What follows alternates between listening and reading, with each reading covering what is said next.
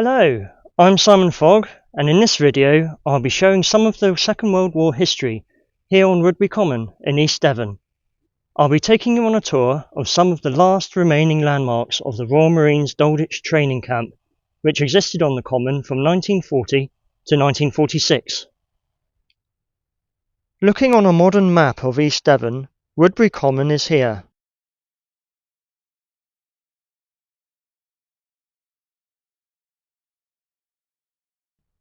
The location of Dalditch Camp is in the southern end of the Common, on an area called Bicton Common, and is only 2 miles northeast of Exmouth.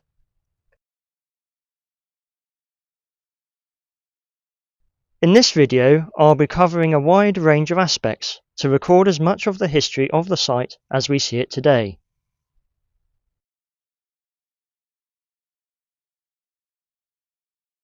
The tour will be made up of short, concise parts in 3 sections. Section 1. I'll be showing the camp's infrastructure, which will include mess halls, Nissen Huts, the motor transport area, ammunition storage buildings, the information wing, the assault course and climbing wall. Section 2. I'll be showing the weapons training that took place here at Dalditch, where we will be looking at the Bayonet Square and various other rifle and grenade ranges, as well as flamethrower training. Lastly, Section 3. I'll be showing the defence measures that were installed here at Dalditch to counter enemy attack, such as decontamination chambers, decoy bombing sites, and the Luftwaffe's interest in the camp. Dalditch Camp in the Second World War wasn't the first military training camp on Woodbury Common. In fact, the first recorded mention of a camp in this area was in 1797, and there has been numerous camps throughout the 19th and early 20th centuries. The early camps before the First World War were made up of bell tents, and were usually set up on the Common for 2 weeks every summer. Newspaper reports from 1870 states that the annual camp held that summer was home to 13 battalions of soldiers, including cavalry regiments, mostly from the West Country. That's over twice the size of Dalditch during the Second World War. This is the earliest photograph I have of military training on Woodbury Common. These are officers of the 2nd Volunteer Battalion, South Wales Borderers, taken in July 1893. This photograph is of a camp in 1913 known as Blackhill Camp. Here we see the bell tents with the view of Woodbury Castle in the background.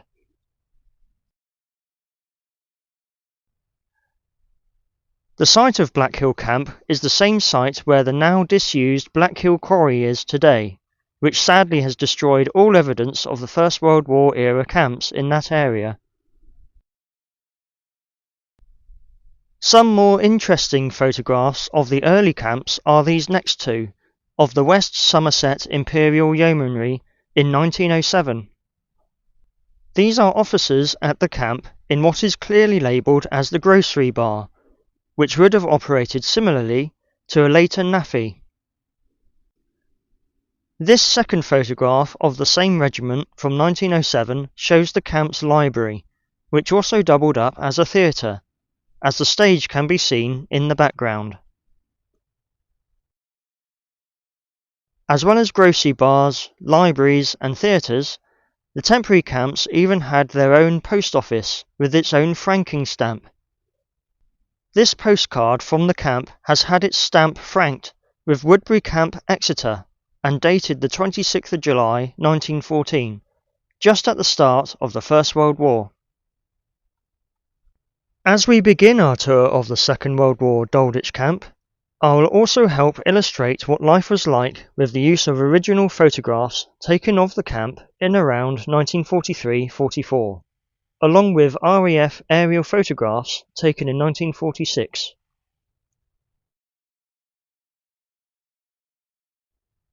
I will also be showing some artefacts left by the men in training at Dalditch Camp, which I have found in around this area over the years. As well as including photographs, I will occasionally be showing this detailed map of Dalditch in each part of our tour, so we can keep track of where in the camp we are and what we are seeing.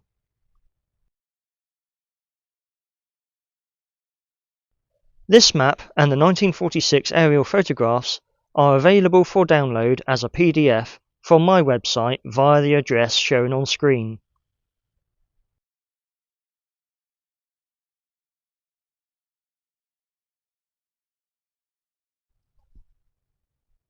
On the website, you can also find the 1943-44 photographs, most of which features in this video.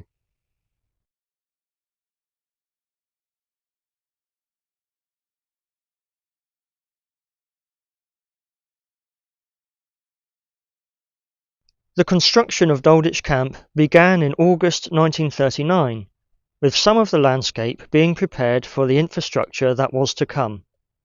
Initially, in 1940, Dalditch consisted of bell tents, in the same manner as previous training camps before it, but in early 1941, construction of more permanent structures began. The main area of Dalditch Camp, known as Wheat Hill, was the first part of the camp to be completed, in the autumn of the same year. Dalditch was very much like a small town, and consisted of 378 Nissen Huts for accommodation, 11 mess halls, and 4 parade squares. It also had its own NAFI, gymnasium, motor transport area, church, YMCA, sewage treatment plant, and a cinema, which could accommodate up to 530 people. The cinema at Dalditch opened on the 3rd of August 1942, showing the 1941 film The 49th Parallel, which is about a German U-boat crew that became stranded in northern Canada. To avoid getting captured, they must try to make their way to the border and get into the still neutral United States.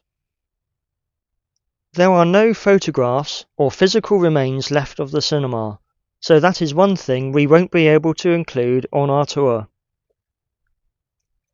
At its height, Dalditch could accommodate 6,000 personnel at any one time, and it even had its own mortuary for repatriated soldiers from battle. Being a camp for basic training, there were plenty of infrastructure for weapons and fieldcraft training, most of which we will be covering in our tour.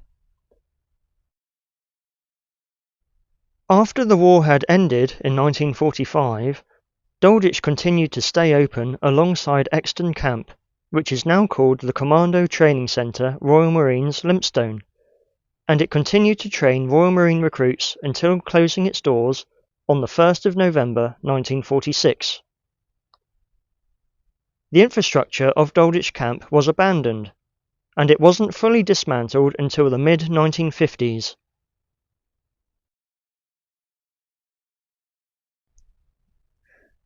Most of what remains of Dalditch Camp is just the concrete foundations, with very little still standing, but I'll be showing numerous locations which still exist that are tucked away in the undergrowth.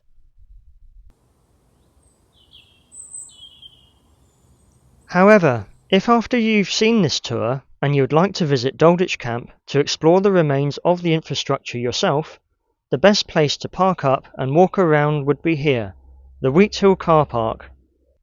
The entrance to this car park was the original main gate to the camp. If we look at the map of Dalditch, the modern day car park is here, next to a mess hall marked in green.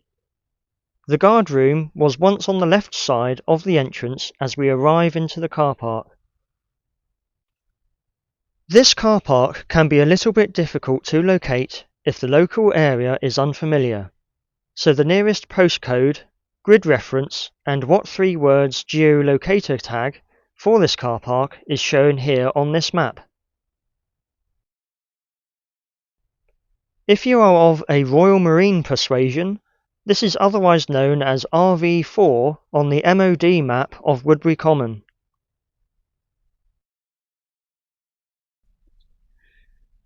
This video is the full-length tour, covering the whole of the World War II history of the Commons, but have a look on my YouTube channel for other videos of the tour. So, walking stick in hand, notes at the ready. Let's stroll off through the main gate of Dalditch and begin the first section on our journey, and that is the camp's infrastructure.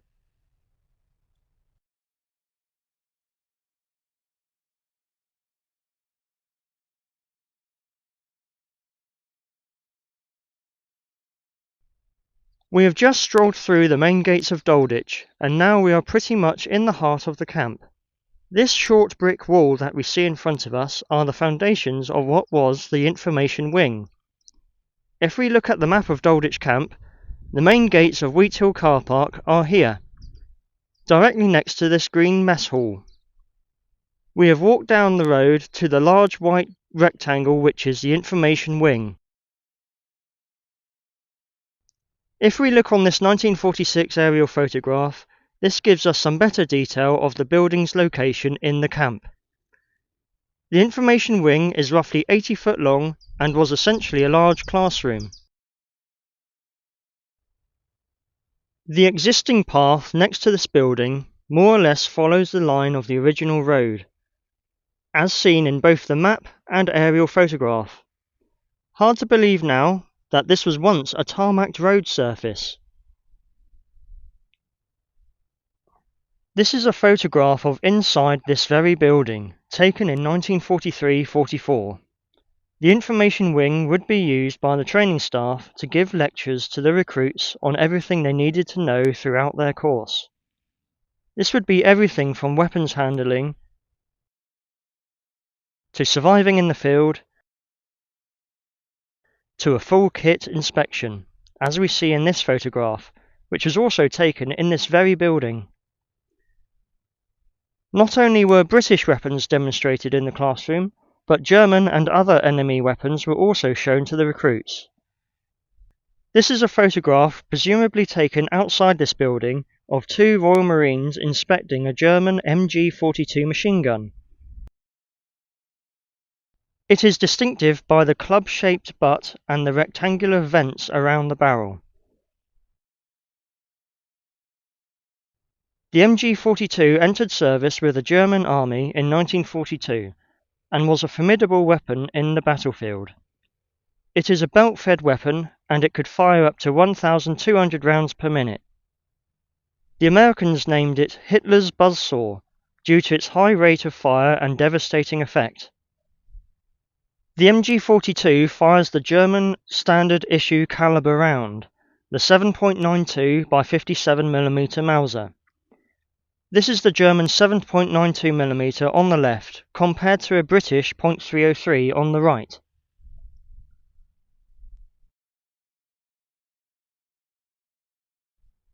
Here we see a wartime clip of Royal Marines receiving a demonstration on the MG-42 and other enemy weapons. This is just one of the many aspects of training and tactical knowledge that would have been taught to the men here at Dalditch. But they don't stop at teaching us about our own weapons. You never know when you might win a rifle or a gun from the other blokes. So we learn how to use them, just in case. The instructor's got a rare old collection of enemy weapons. Some of them have got terrific names, like Spandor, Schmeiser and Mannlicher. What language?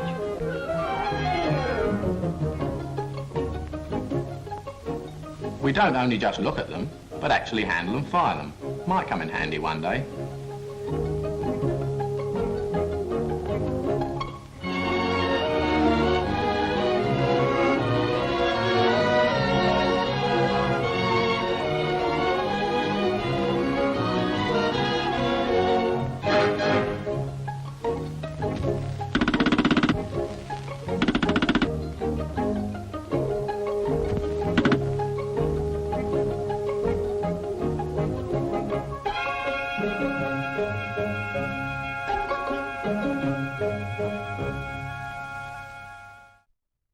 Well, that is the information wing building.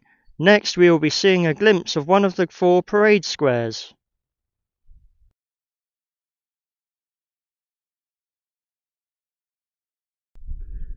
We have only walked a short distance from the information wing, only 300 yards or so further down the road.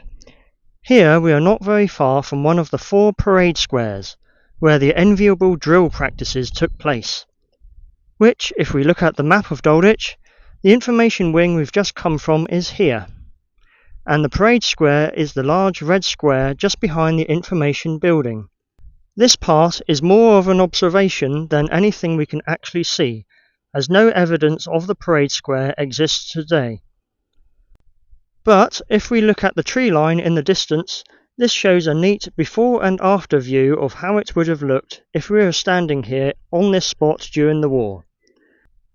Over in the distance are the trees of Hayes Wood, which, if I fade in this photograph from 1943-44, the tree line in the background follows the exact same shape as it does today. The Marines in this photograph are passing out after completing their 14 weeks of training. The parade square itself was located at the bottom of this hill.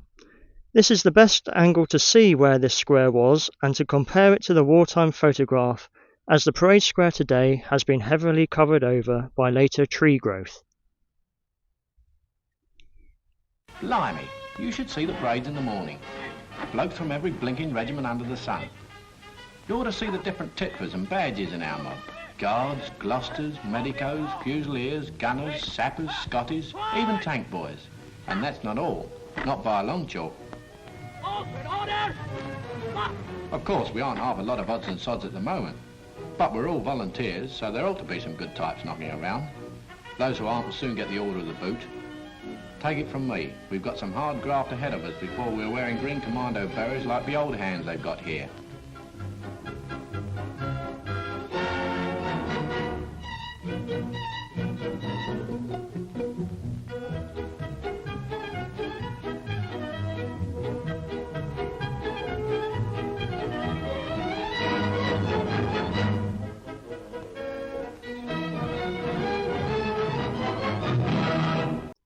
Well, that is one of the parade squares. Next, we will be making our way down onto the motor transport area.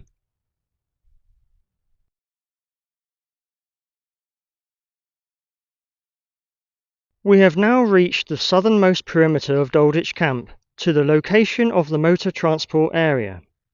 We last saw the location of the camp's parade squares, which, if we look at the map,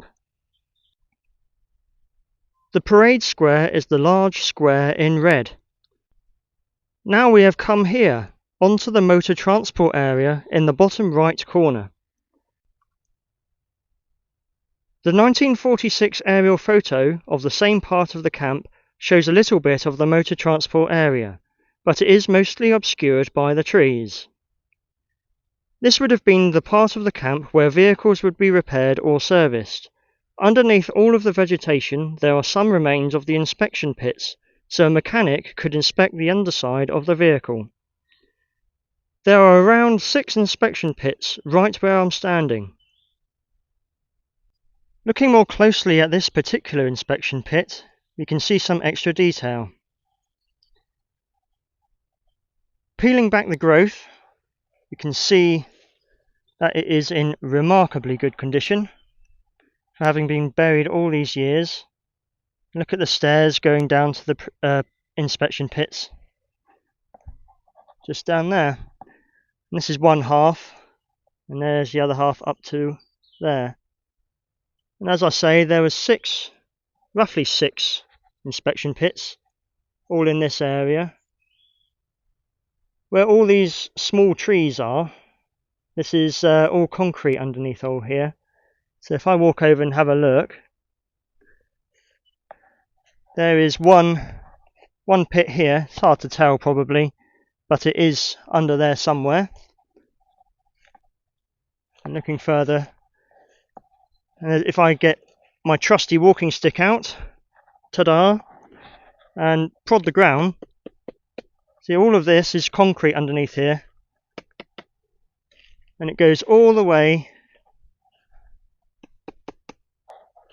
up to about this corner here, and that's mud there. So roughly, yeah, here's the edge,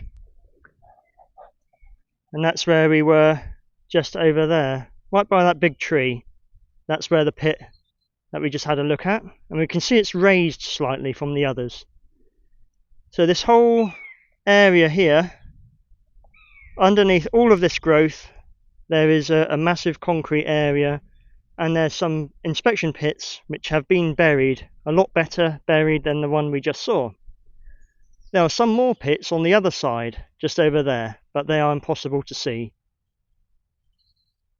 Well, that is the motor transport area. Next stop on our tour is the first sighting of some of the last remaining structures that we will see, an ammunition storage building.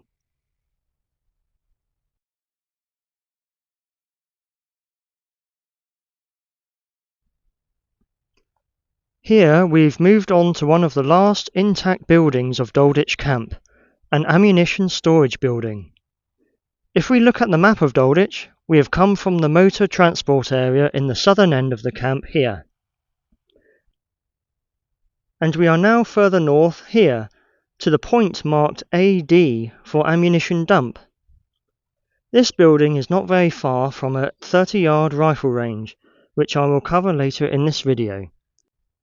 There were numerous ammunition storage buildings or ammo dumps at Dalditch, which kept the ammunition that would be used at the ranges at the camp.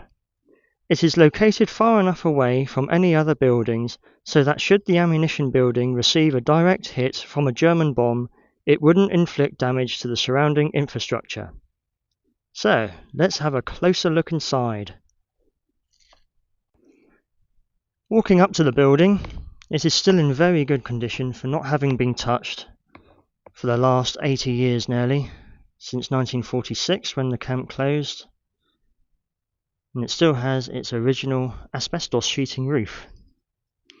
It is a single skin of brick wall, and we can still see here some remains of what was the door frame. I'll have a look on the other side as well. These layers where the door frame would have been. If we look round the side, it is still very solidly built. This isn't going anywhere soon. So the roof still intact.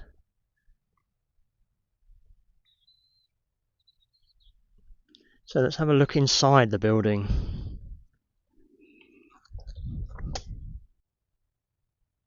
So going inside, it is pretty dark as you would imagine. So let's see if I can actually see some things with a torch here. See, there's the rafters. There we go. Pretty dark in here.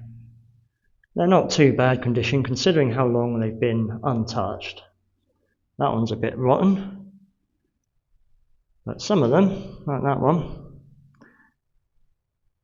you wouldn't have thought that's been here for 80 years almost.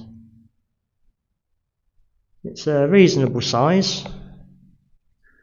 You can see floor area, solid concrete, and there's the roof. We can still see some markings up on the ceiling.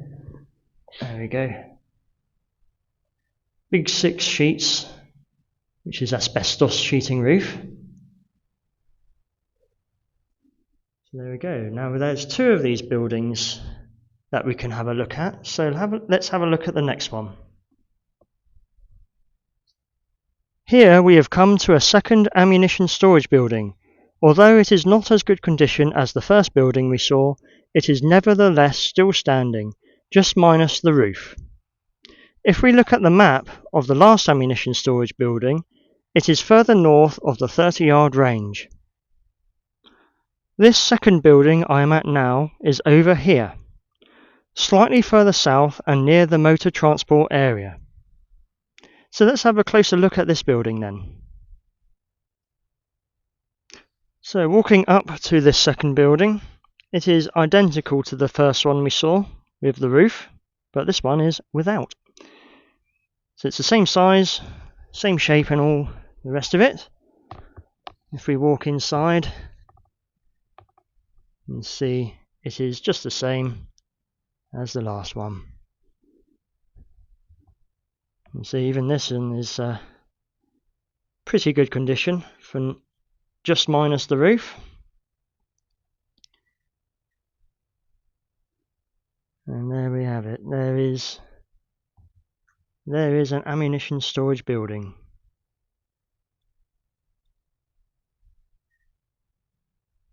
Well, those are the ammunition storage buildings. Next on our tour of Dalditch is the area of the camp's sewage treatment works.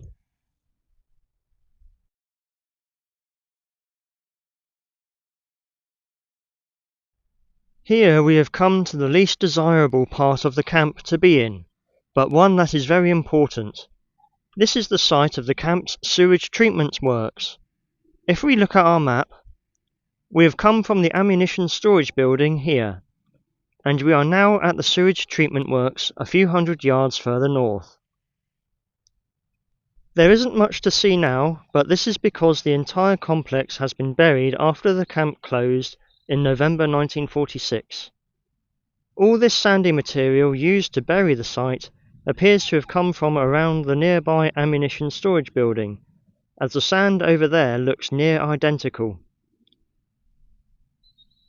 All we can see of the works now is this small slab of concrete, which if I pan to the right, there it is down there, which is probably the top of the concrete tanks for the effluents to flow into.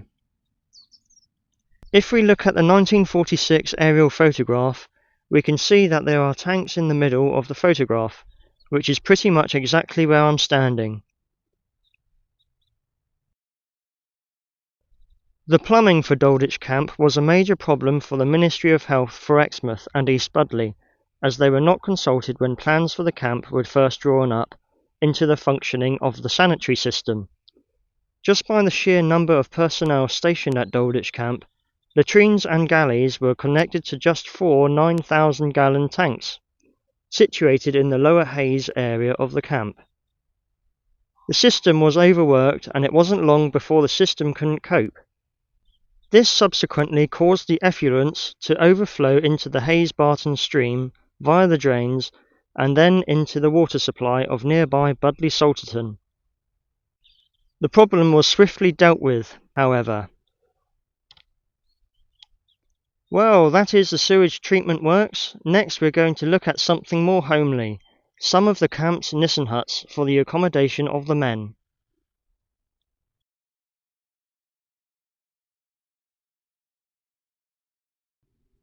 We've now arrived at the next part of our tour, and what we see here are the concrete foundations of a group of Nissen Huts.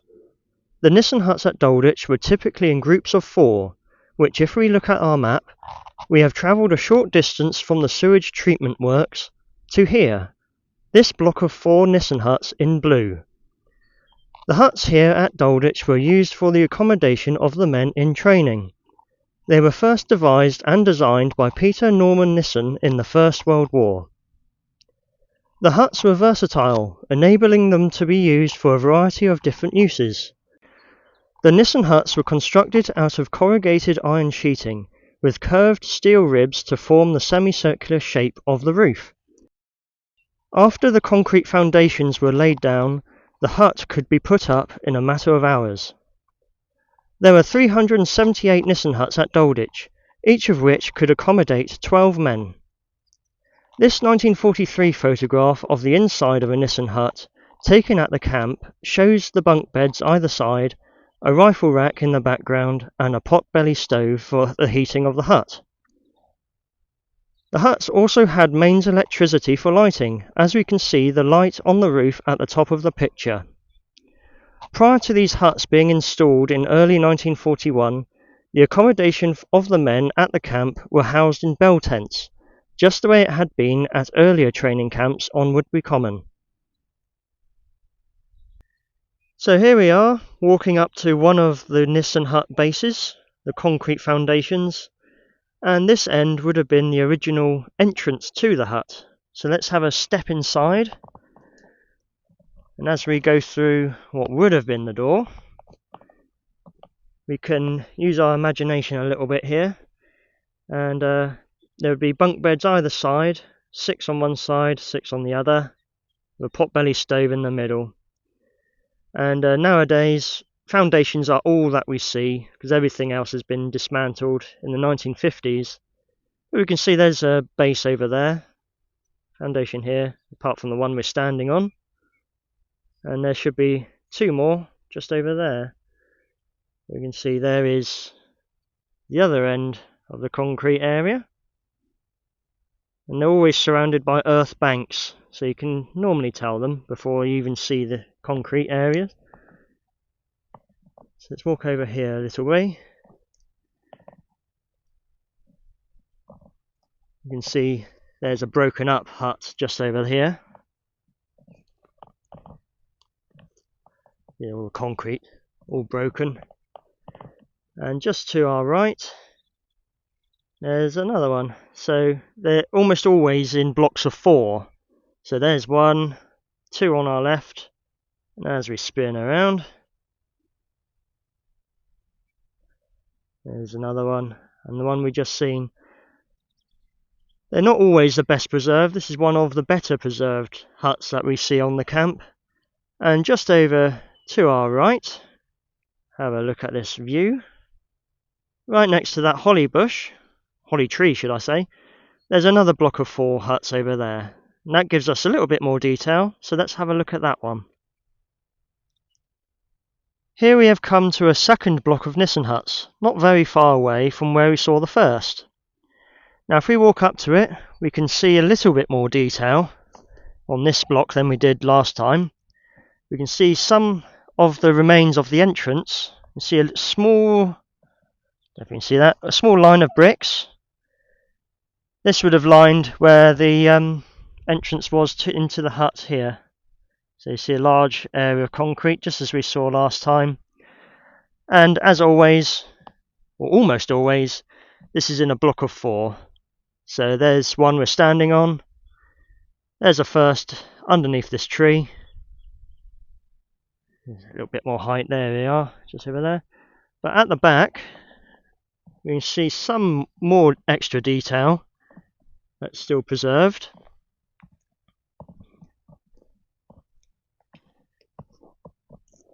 And here we see some brick steps.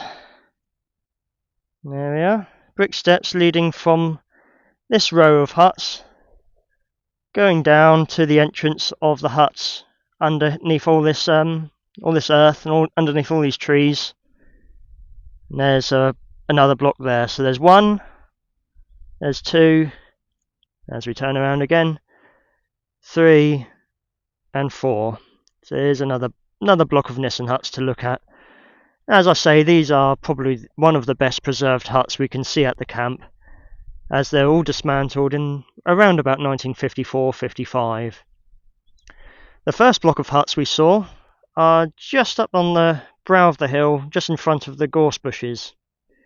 So if we have a quick look back at our map again, the huts we're looking at are these 2. The first one we saw are 90 degrees to the ones we're standing at now. Now, just as I was about to record, I had a quick look around on all this lovely gorse area, and had a look for some finds, because sometimes you can see some artifacts just poking out of the mud. So let's have a little look at what I found. Just before I recorded this part, I had a quick look around this area of Nissen Huts, just to see if I can find some things. This is what I just found. Handle of a bucket, as we can see there. Definitely has a hole in the bottom, I would say. Got some pieces of glass. Window glass from the hut itself. Safety glass with the wire mesh inside. A couple of them. Pieces of pottery, or crockery, from the men stationed here. This is a bit of a plate, bit of a cup. Sadly no markings on, usually they're marked. This thing, I have no idea what that is, but I assume it's part of the Nissen Hut. Looks like something clips inside there, I'd say, but perhaps to hold up the steel bars or something. So I'll soon find out. Then I found two .303 cartridge cases, and looking at the head stamps, they're Royal Laboratories in Woolwich, marked RL, 1941 and 1942. So yeah, those would be blanks because they're just training in this area. It's definitely not a range. So that's a couple of things I have found just today.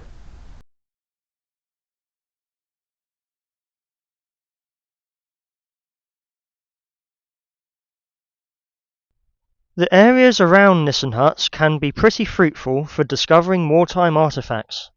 Some items found are personal items, like these examples.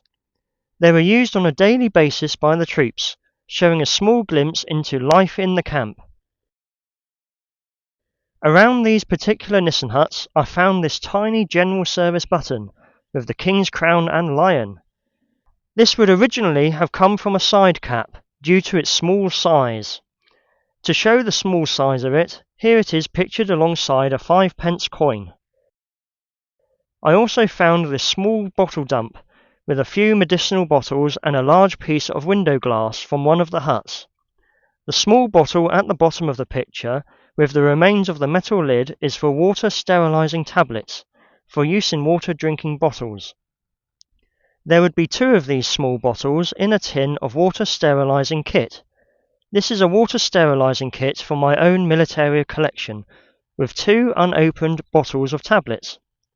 One white sterilizing tablet would be dropped inside the water bottle, and after 30 minutes a blue thio tablet is used to neutralize the foul taste of the white sterilizing tablet. The best of the group of bottles was this Brill cream jar, which has the branding clearly visible with raised letters on the side of the bottle. It was very popular during wartime, an ever essential piece of kit for good hair. This is the remains of an ever ready safety razor head, which I found nearby to a hut. To show what it would have looked like, this is an identical one in good condition. By far the best find from next to these very Nissen Huts was this coin, a half-crown. All I saw was a shine of the rim sticking out of the ground. This is exactly how I saw it just before I pulled it out. Being 1934 dated, it is also 50% silver. Silver coins like the half-crown were made of 50% silver content from 1919 until 1947, when the silver was replaced with a cheaper cupro-nickel. Well, that is one of the many Nissen Huts around Dalditch Camp. Next stop on our tour is one of the camp's mess halls.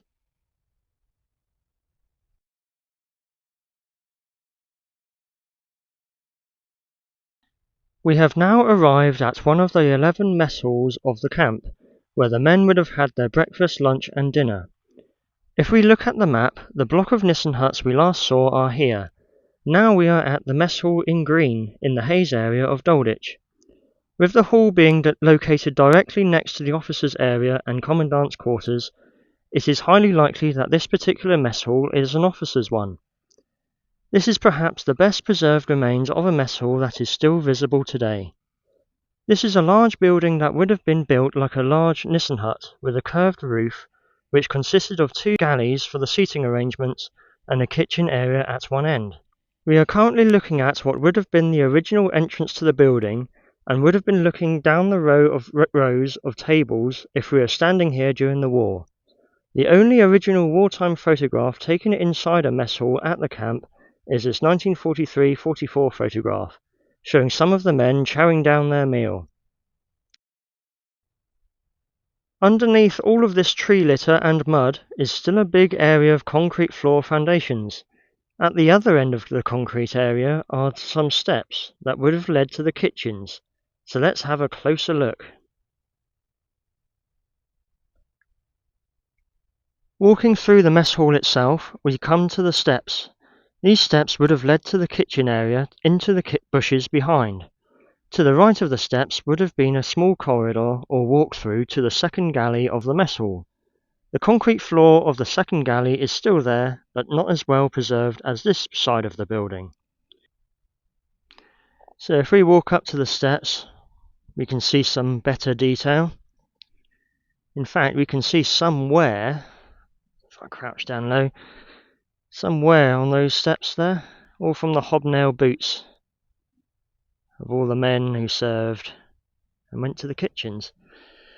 And the second galley, if I pan around, second galley is down there somewhere, nowhere near as preserved as where we are. And looking down to the other end, that's where we started. So all of this flat area is the mess hall itself. Next to there, and up here is where the commandant's quarters would have been. And there we are, back at the stairs. The area behind the steps is where the kitchen was.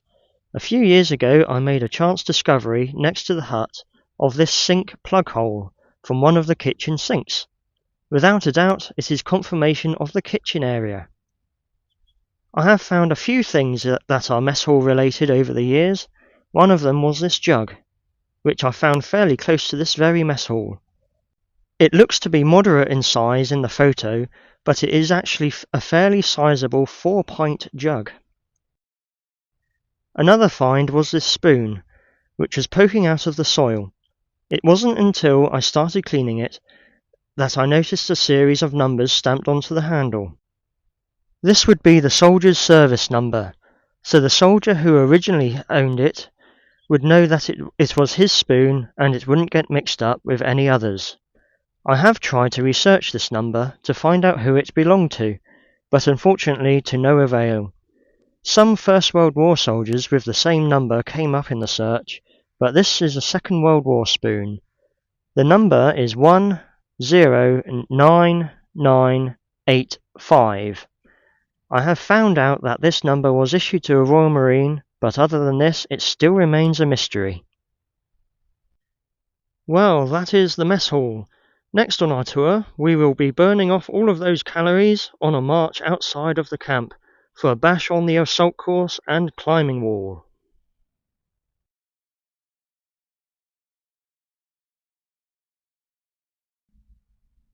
We have now travelled a fair distance outside of Dalditch Camp for our next part.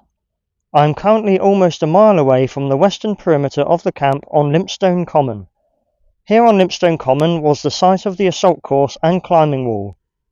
If we look at the map of the camp, the last thing we saw was the mess hall in the middle of the camp here. Now we are all the way over here on the other side of the camp.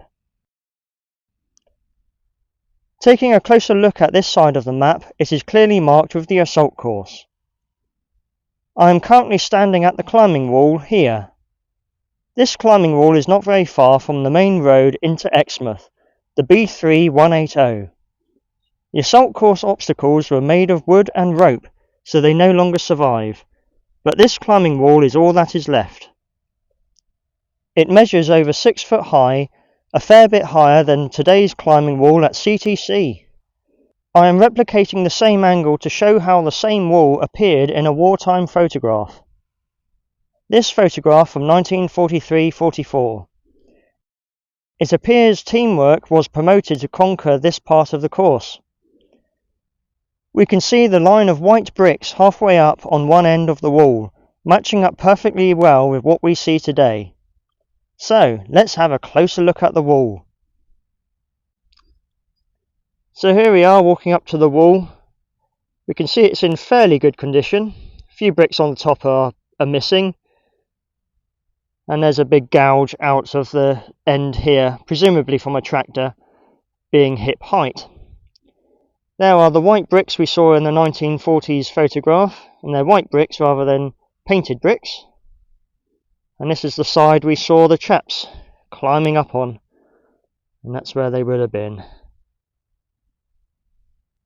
So if I walk around the other side,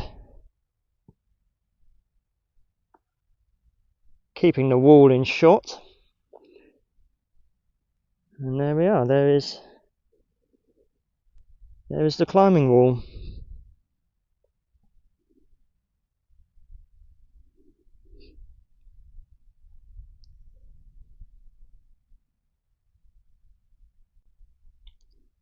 From this angle, we would be looking straight down the length of the assault course, with wire obstacles which are marked on the map. The wire obstacles would be located to the left of the wall as we see it, slightly further down the hill. If I pan around, we can give an idea as to whereabouts we are. Panning to the right, there is this wood,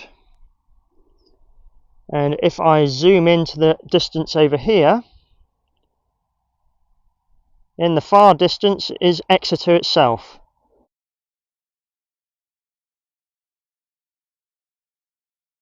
We can also see Woodbury. You can just see in the centre of the picture is Woodbury Church. We can just see the tower there. If I zoom back out, just there is the road B3180 going to and from Exmouth. Just about to see the cars there, and it is about 50 yards away, so it's not very far from here. Panning to the right a bit more,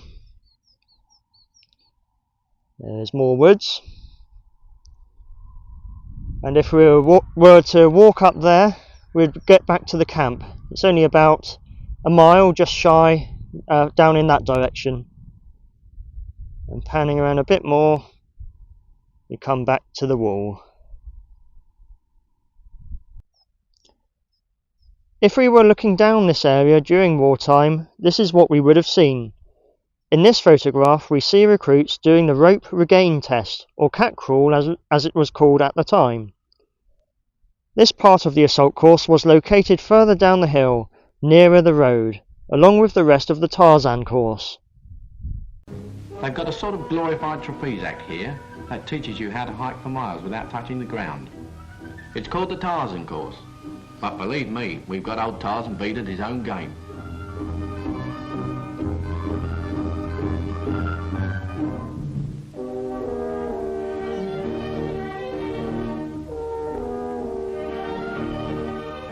Scrambling up ropes and trees, hopping from branch to branch, swinging all over the place like a lot of ruddy acrobats.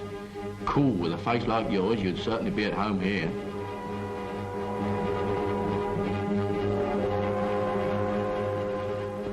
Old Stinker, Sergeant Major that is, tells us that the official object of this course is to conquer the horror of heights, give us a sense of balance and build the body beautiful. Well, I don't know about all that, but the fact is that it's a bit of all right. In other words, it's sort of different.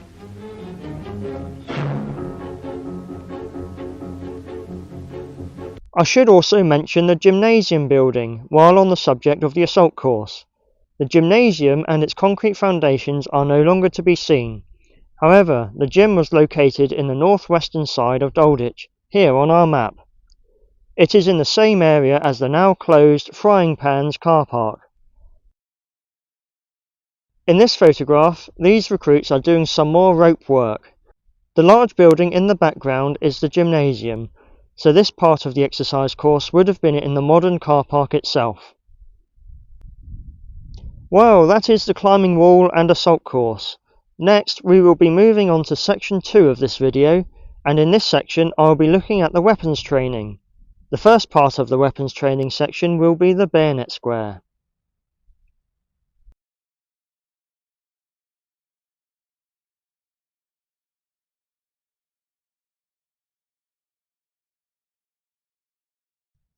In this section, I'll be showing all of the rifle ranges and weapons training that were in use during the war at Dalditch Camp. Putting these areas together into one section should make things a little easier. Here I'm standing on the area of what was once a Bayonet Square. There isn't anything left to see now, but if we look at our map, we are here on this rectangular area in the southeastern side of Dalditch. We can see some extra detail if I fade in a 1946 aerial photograph of the same area.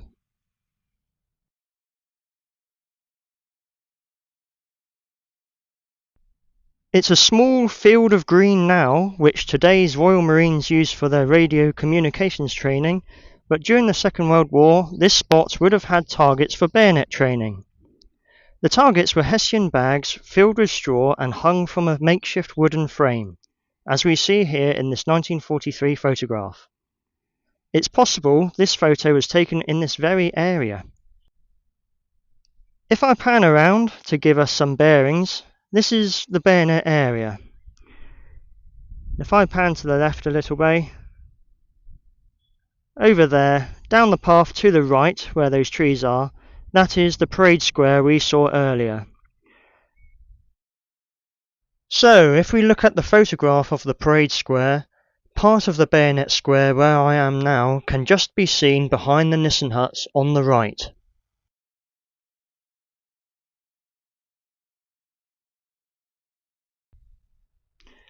Panning further to the left, this entire area of Gorse would have had loads of Nissen Huts. There would have been a few Nissen Huts bases, as we saw in the photograph of the parade square. The tree line we see to our left is Hayes Wood.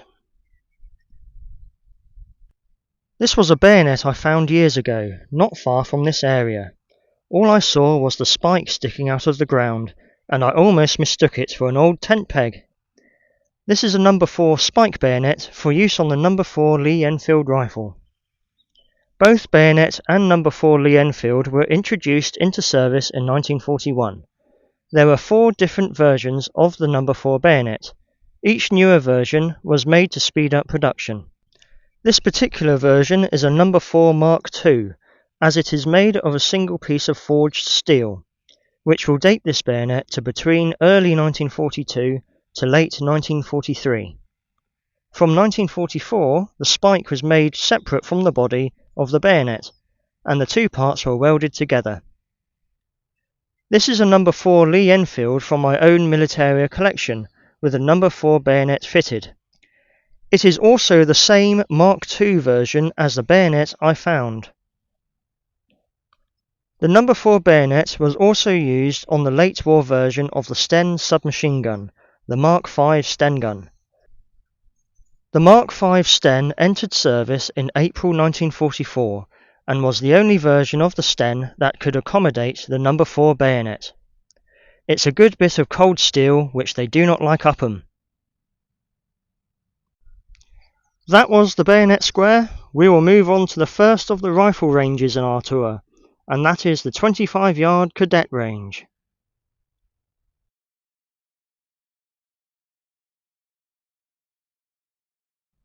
Here we have come to the first of the 5 rifle ranges that we will be exploring. This is a small range which has been cut into the side of the hill for rifle practices at a distance of 25 yards. If we look at the map, we have travelled from the Bayonet Square on the eastern side here.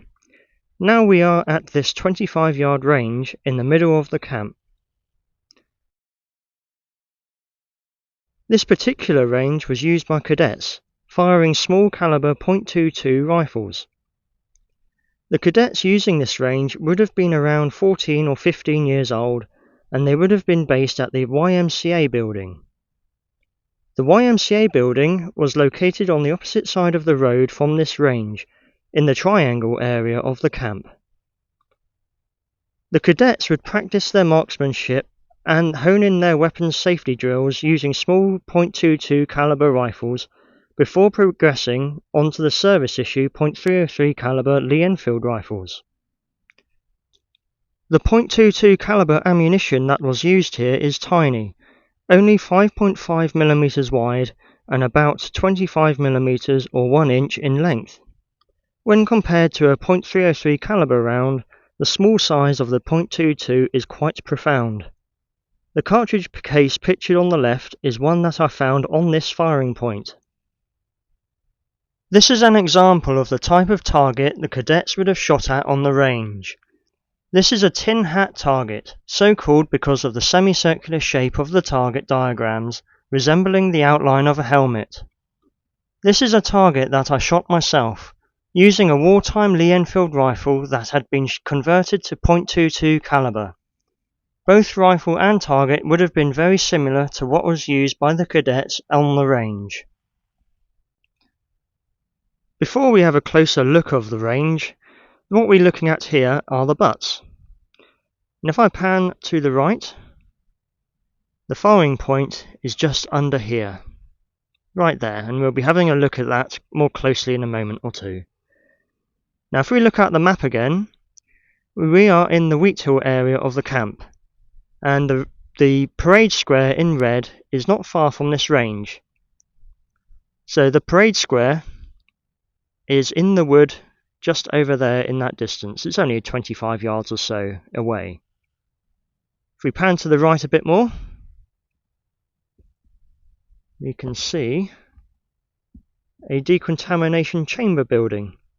This is the large decontamination chamber in the Wheat Hill area of the camp, and we'll be coming on to that later in the video in section 3 when I'll be talking about the camp's defences. So let's have a closer look at the range.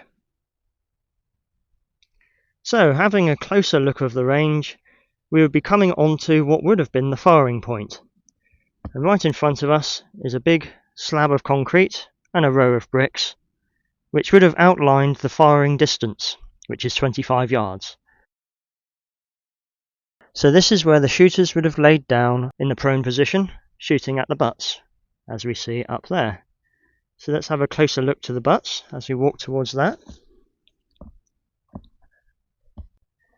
Getting closer to the butts, we can see even more detail.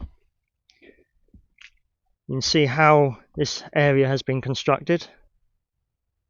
Large earth banks either side. It's just been carved out of the earth. That's all they've done. Great big, almost like a quarry. So if we go near to the butts, we can see where the targets would have been. As we get closer, we can see some actual ammunition usage.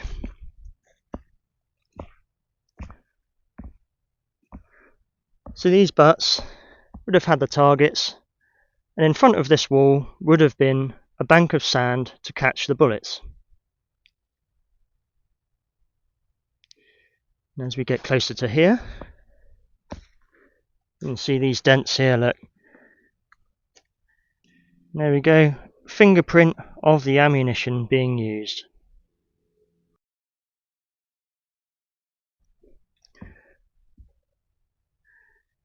Very well preserved for not having been used for all these years. And as we look back, there's the firing point back down there.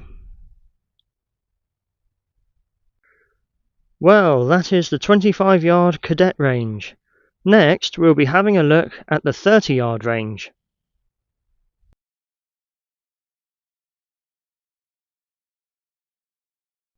We've come from one small range to another. Here we have arrived at the 30-yard range, which if we look at the map of Dalditch, we came from the 25-yard cadet range in the middle of the camp over to here. The 30-yard range located on the outskirts in the south-eastern corner of Dalditch. What we see here are the butts of the range where the targets would have been, and directly in front of the wall would have been a sandbank to catch the bullets. The wall itself is to catch any stray bullets from flying off into the distance, as East Budleigh is just over a mile away from here. Just as the 25-yard cadet range we last saw, this range was also used by cadets with .22 caliber rifles, but this was also where weapons of larger calibers were also practiced with. Wading through the gorse in front of the range, we can get to the firing point. It is very difficult to get to now due to the amount of growth, but here it is, a 4-foot deep brick-lined trench. If I look up the length of the trench, it is roughly 6 meters or so in that direction in length.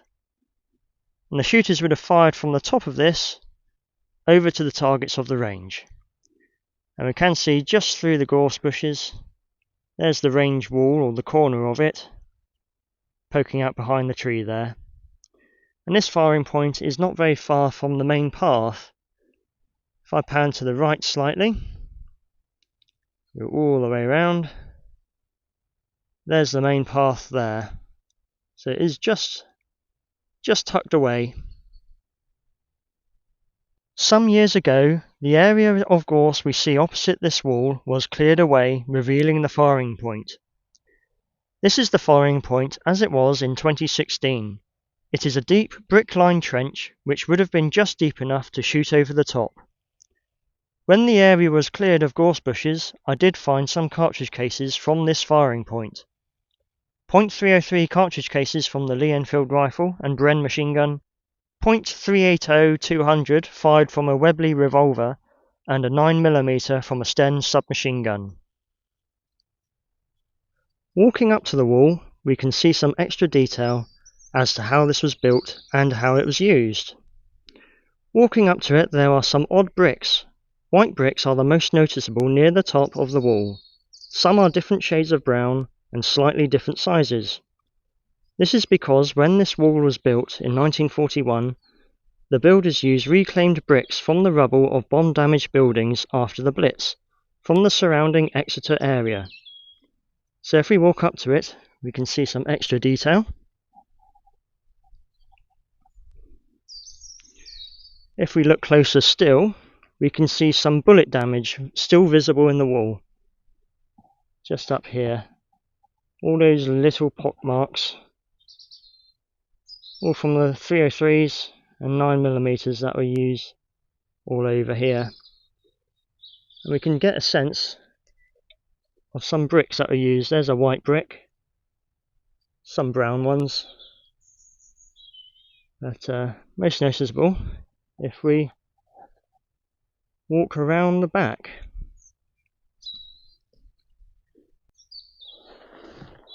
So here we are, walking around the back. We can see some quite impressive, I suppose you could call buttresses, with a very happy chappy on the back here. But as we look up, the different bricks are very noticeable, with that example up there. That is a glazed brick, probably from a latrine or something like that. And there we are, this is the back end of the wall, which is to catch all the bullets. And looking around even more, there's the other end. This was a nice little hoard of 9mm cartridges fired from a Sten gun that I found here. After closer inspection of the head stamp markings on the base, all of them were 1943 dated. They are marked BE with an arrow, which is the factory code for ROF Blackpole, which is near Worcester in Worcestershire, and 43 is for the year. This is an aerial view of the range as it was in April 1946, a few months before Dalditch Camp closed. The curve of the wall is clearly visible, and the tree line of Hayes Wood is much further back than it is today. This is a photograph of the Exmouth Rifle and Pistol Club shooting a competition at Sandy Bay Ranges near Exmouth in the early 1980s. This is to illustrate what this range would have looked like when it was in use during the war. Although the range at Sandy Bay is much later in date, it would be near identical to this 30-yard range.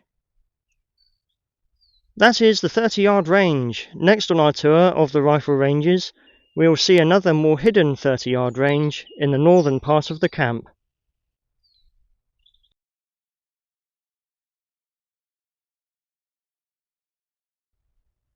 Here is the other 30-yard range that we will be exploring. It is located just to the north of Dalditch in the Frying Pans area of the Common. If we look at the map of the camp, the last 30-yard range we saw was down in the southern end here. Now we are looking at this second 30-yard range at the top of the picture. This 30-yard range is essentially a carbon copy of the previous range we saw. The same types of weapons were used, Webley revolvers, Sten guns, Lee Enfields and Bren guns, but this range uses the natural landscape for the butts to catch the stray bullets, instead of a large brick wall.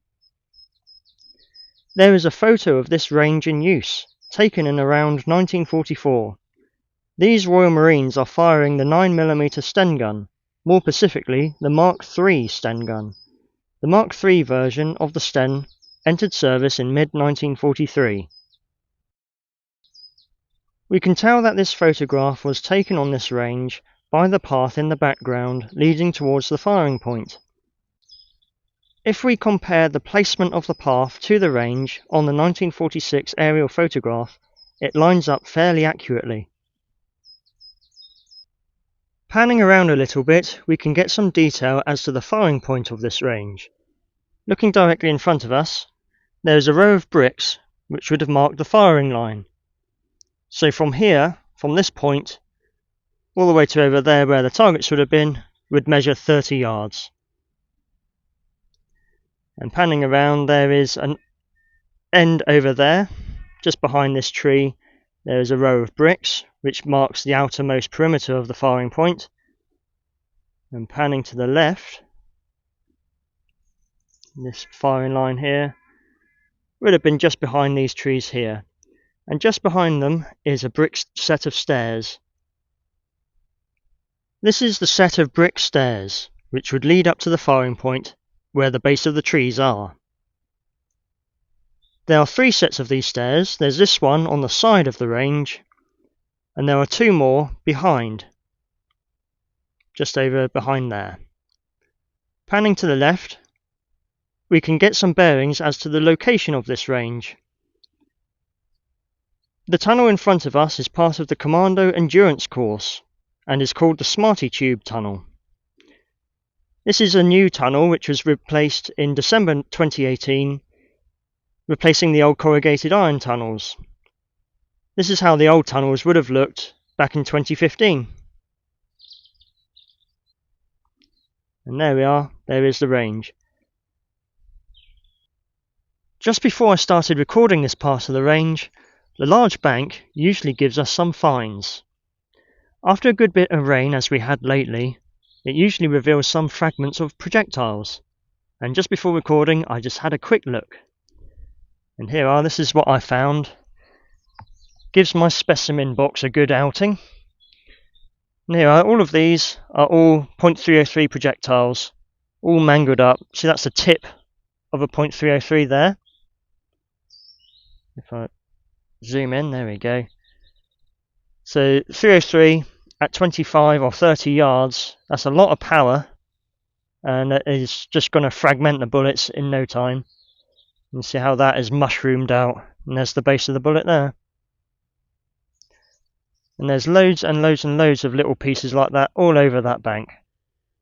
I'll get those cleaned up so we can have a closer, better look at them.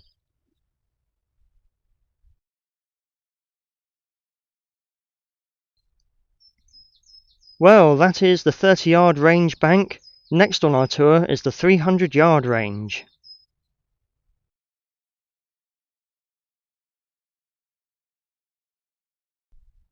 We've arrived at the next part of our tour.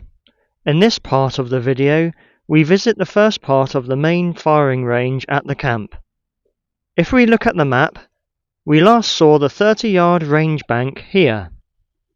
Now we have moved further northwest to the 300-yard range demonstration area, which is located behind the firing point of the 300-yard range. In this area was where Royal Marine recruits would be familiarised with the correct weapon drills of how to operate and maintain the standard issue weapons of the time. Weapons such as the Bren machine gun and the Lee Enfield rifle. From this angle we can see some extra detail. This is an original photograph of this exact area being used, taken in around 1943-44. If we overlay it onto the modern landscape, we are pretty much standing on the same spot as the photographer. We can tell this is the same spot as the weapons demonstration in the 1943 photograph by the small bank in the background behind the recruits. In this photograph we see recruits being familiarised with the .303 caliber Bren machine gun, learning how to field strip the mechanism for cleaning and oiling. This is a Bren gun in my own personal military collection. This particular example is a Mark I, made in 1942 by the Canadian factory John Inglis and Company in Toronto. It has a 30-round curved box magazine and was in use with the British military in various different forms from 1938 until the 1990s. Once weapons familiarisation is complete, the recruits would move down to the firing point for firing practice, which we will come on to in the next part of the video. In this 1946 aerial photograph, we can see the entire 300-yard firing range. The white area in the bottom left corner is the demonstration area. Slightly further forward of that is the firing point, and the butts with the targets at the top right of the picture. If I pan around, we can see some extra detail as to where we are. Ahead of us in the distance are the concrete tunnels used on the Commando Endurance course. These concrete tunnels replaced the old corrugated iron tunnels a few years ago. Panning to the right, we see the wood, and down the bottom here is the firing point of the 300-yard range. And if we look down there, zooming in, between the trees there is a sandy bank, and that is the butts of the 300-yard range, which we'll be seeing later. Going down to the firing point is a cobbled road surface. These were used with bricks after the Blitz. Bricks that were too damaged to be used, they were used for a cobbled road. And that is still in situ. So let's have a closer look at those tunnels. Looking closer at these concrete tunnels, they were placed here in December 2018 to replace the old corrugated iron tunnels that were here before. These are used by the Royal Marines for the Commando Endurance course. If they were to crawl through these tunnels and come to the other end, they would go down this hill to Peter's Pool. And if I pan around to the right, we see this is the wood where the 300-yard range is, and just over there at the other side of the wood is the demonstration area we just had a look at. That is the weapons demonstration area, so let's move down a little way to the firing point.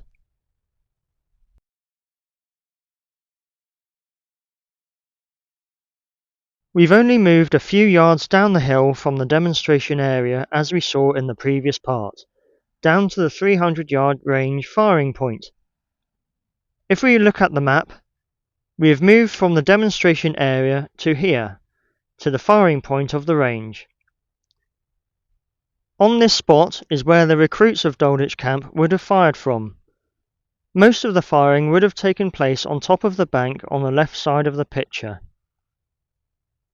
The area lower down with the low brick walls would originally have been a trench, only knee deep, which would probably have been where they fired weapons such as the Vickers machine gun or the Bren machine gun in the crouching position. This particular range would originally have had 10 firing lanes. This range was built at the same time as the camp in 1941, but it continued to be used after Dalditch closed in 1946.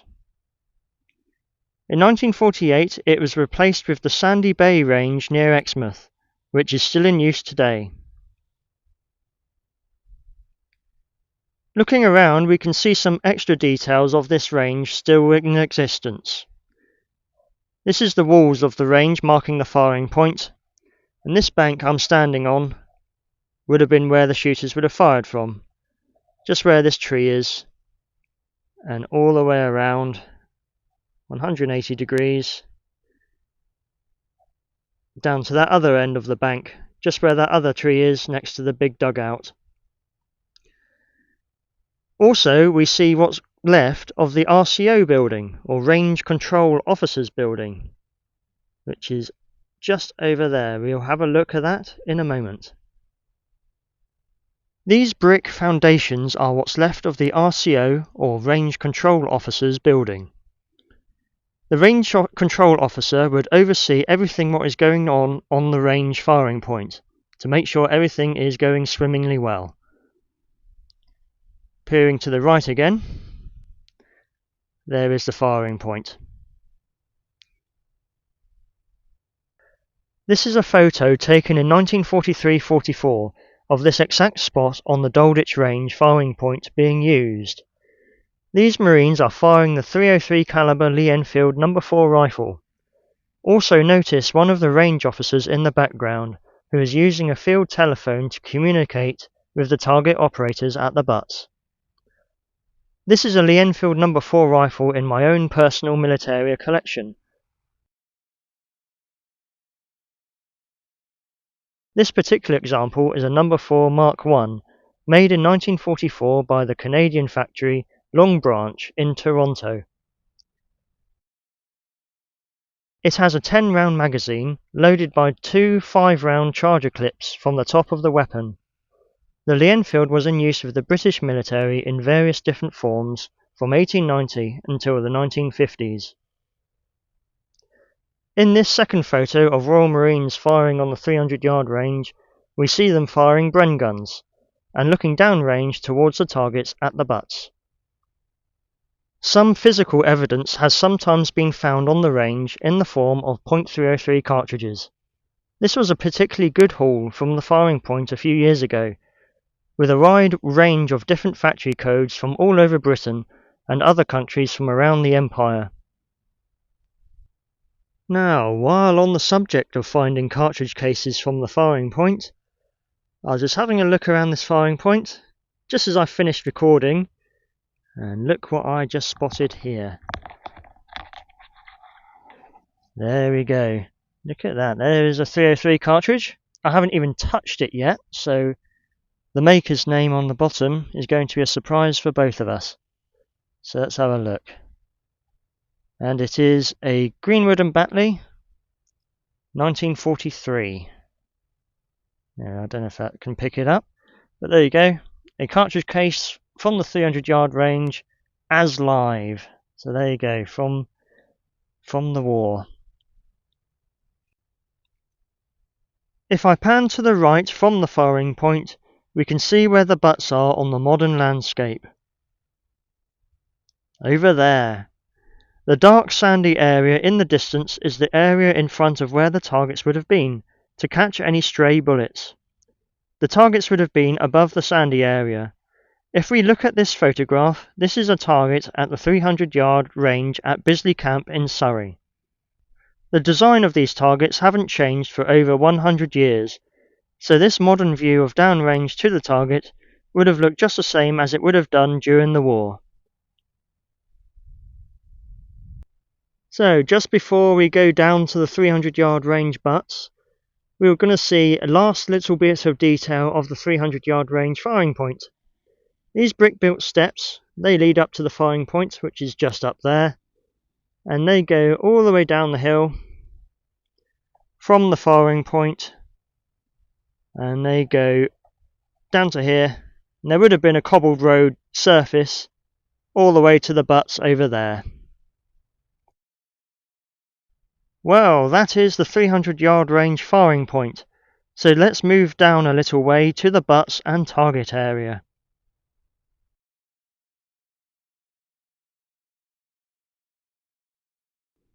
We've only moved a few yards, 300 yards to be more precise, from the 300-yard range firing point, as we saw in the previous part. Now we see the butts and the target area of the range. If we look at the map, we have moved here to the most northerly part of the range from the firing point here. What we see in front of us is the storage building for the targets and the target frames when not in use. This is one of the last structures of the camp that is still standing, and it is really solidly built. If I pan to the left, we can see the area of wood in the distance, which is where the firing point is, just behind this gorse bush we see in front of us. Just behind the trees is the demonstration area we saw earlier. So, let's take a closer look at what we see here.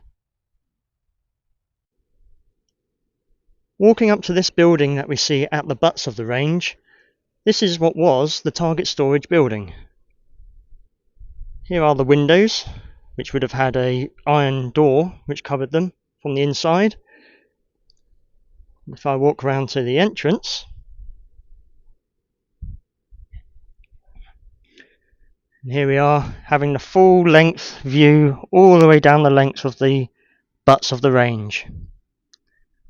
Looking here, we can still see the iron girder or rail, which would have had the steel sliding door. The slid all across, and there's a square hole. Presumably a metal insert would have fitted in there for the door to lock into. If I peer in, and there we go. Here it is inside the target storage building.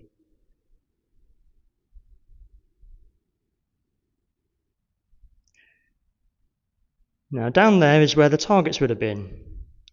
And unfortunately I've neglected a pair of wellies, so I'll nip round the back and restart the video from there. So here I am on the other side of the big muddy puddle in the target storage building. And we can still see some detail with these metal square tabs sticking out of the wall. Now that would have been for a steel runner, like we saw on the outside of the building, for a sliding door. And we can see some detail of how this has been constructed if we look at the ceiling. You can see the imprint of wooden planks.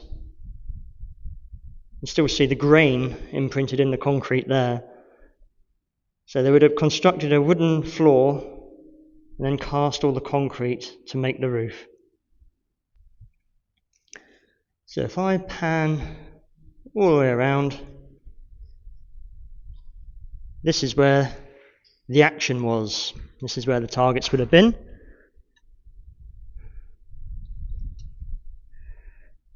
Along the wall on our right would have been where the targets frames would have been. There would have been frames sat on top of this wall, which would have been above the level of the wall we see on our left. So the bullets would go flying across the top and into the targets and into the bank over there of the butts.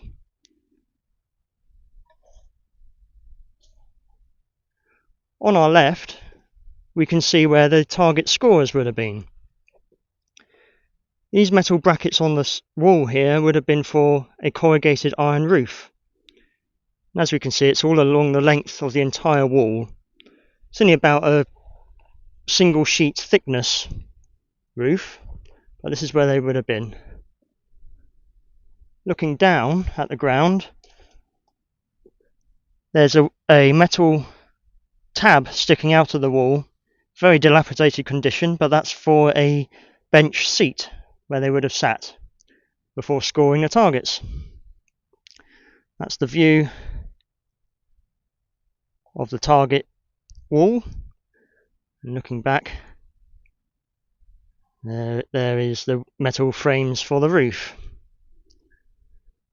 And just here, you may remember on the previous part I spoke about a training staff having a field telephone. This is what would have been the table for the field telephone at the range butts. So they would have been in communication with the targets and the firing point from here. The targets on the frame would have been made of wood with a paper target attached to the middle. In this photograph we see a more modern day target scorer scoring a target with a piece of wood and an arrow on the end of it.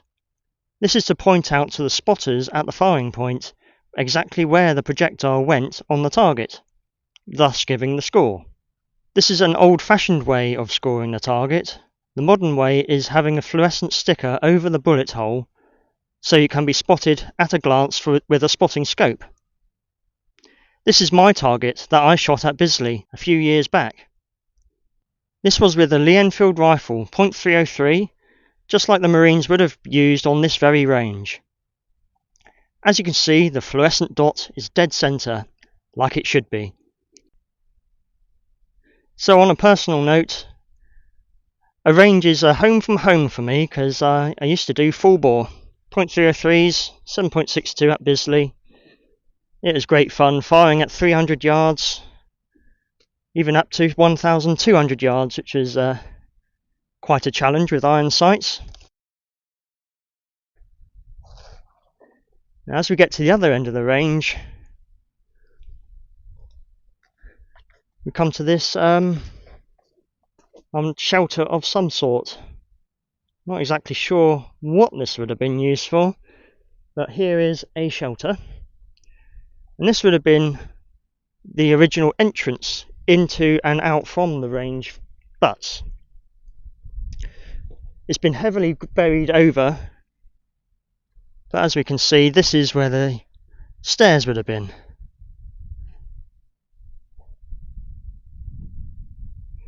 And down there is stairs down there, and this would have been all the way to the firing point over there. So if we look back where we come from,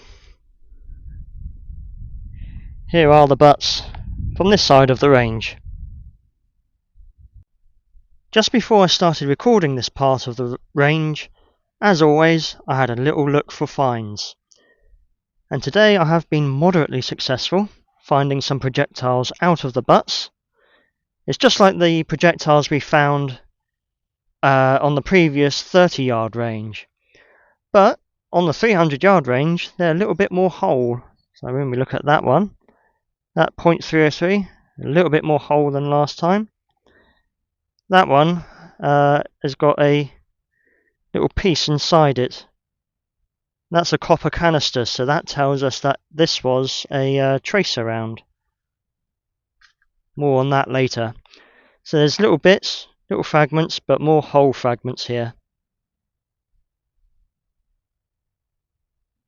Well, that is the butts of the 300-yard range. Next I'll be doing a part on some range finds.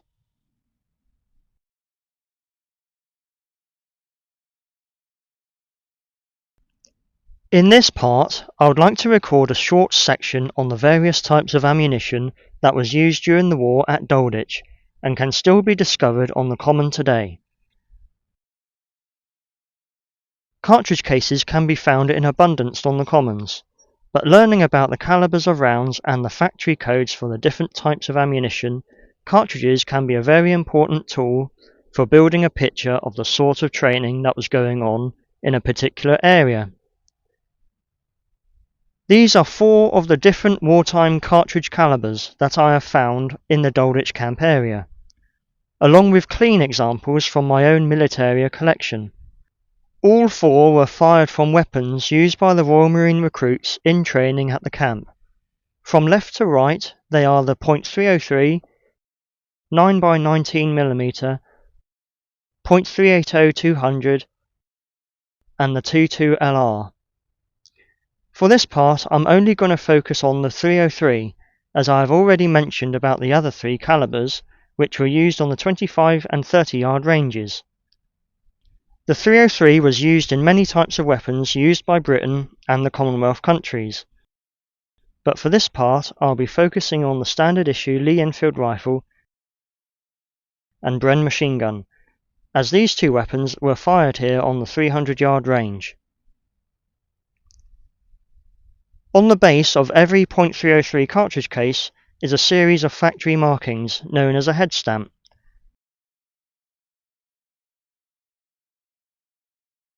The head stamp consists of a factory code, year of manufacture, and a Roman numeral for the type of ammunition. From 1945, the Roman numeral was changed to a number. This particular example I found on the firing point of the 300-yard range. It is marked CP for Crompton Parkinson in Doncaster and is dated 1943. This particular factory was famous for electrical equipment such as generators and electric motors before the war, then turning to .303 ammunition production in 1940. The Roman numeral VII indicates that this is a Mark 7 ball round. A ball round is a bog standard type of ammunition. Other types of .303 were used. These other cartridge types have different letter and numeral codes to identify the type and which version it may be. For example, these 5 cartridges I found on the firing point of the 300-yard range represents one of each different type I have found there. Just these 5 cartridges tell us about the different forms of weapons training being instructed at the camp. There is the standard Mark 7 ball round for general shooting practices, as indicated with a VII numeral, but also 3 different variations of tracer rounds. Tracer rounds are the most common of the special types of rounds.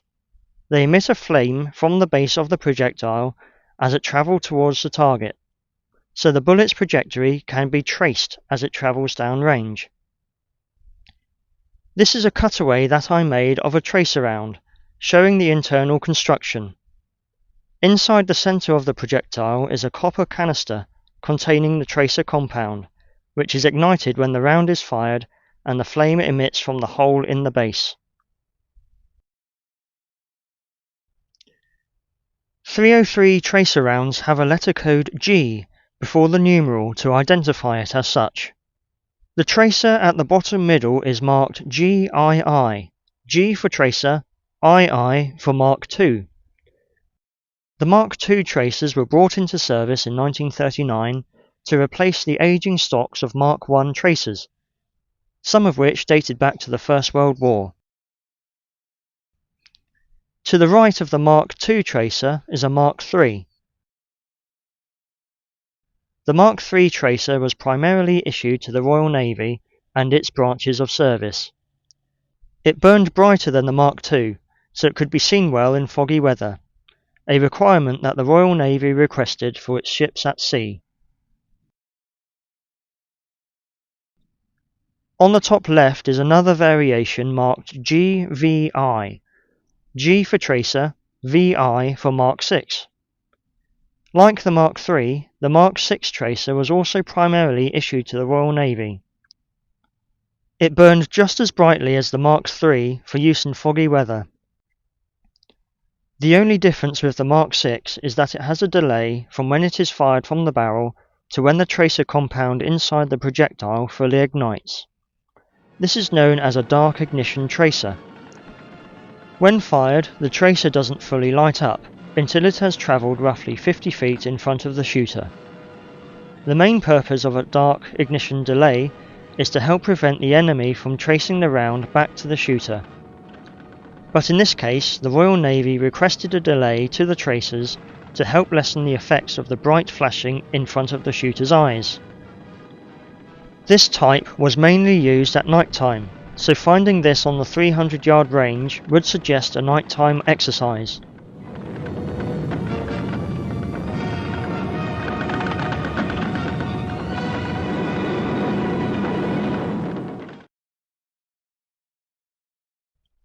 Lastly, the cartridge on the top right is marked with the code WI. W is for armour piercing and I for Mark I. The armour piercing round is just that. The projectile contains a core of tungsten steel, which is designed to penetrate 1-inch thick steel armour plate at 100 yards. So this is likely to be evidence of a demonstration showing the effectiveness of armour-piercing rounds on armour to the recruits of Dalditch. This is another cutaway of a Mark I armour-piercing round, showing the tungsten steel core inside the projectile. These are a few .303 ammunition cutaways that I made myself, showing the internal construction of the same types of ammunition. From left to right, ball, tracer, armour piercing, and also 2 different types, a drill or dummy round and a blank cartridge. Both drill rounds and blank cartridges were also used on Woodbury Common. Blanks in particular can be found in abundance, as they are used for battlefield training.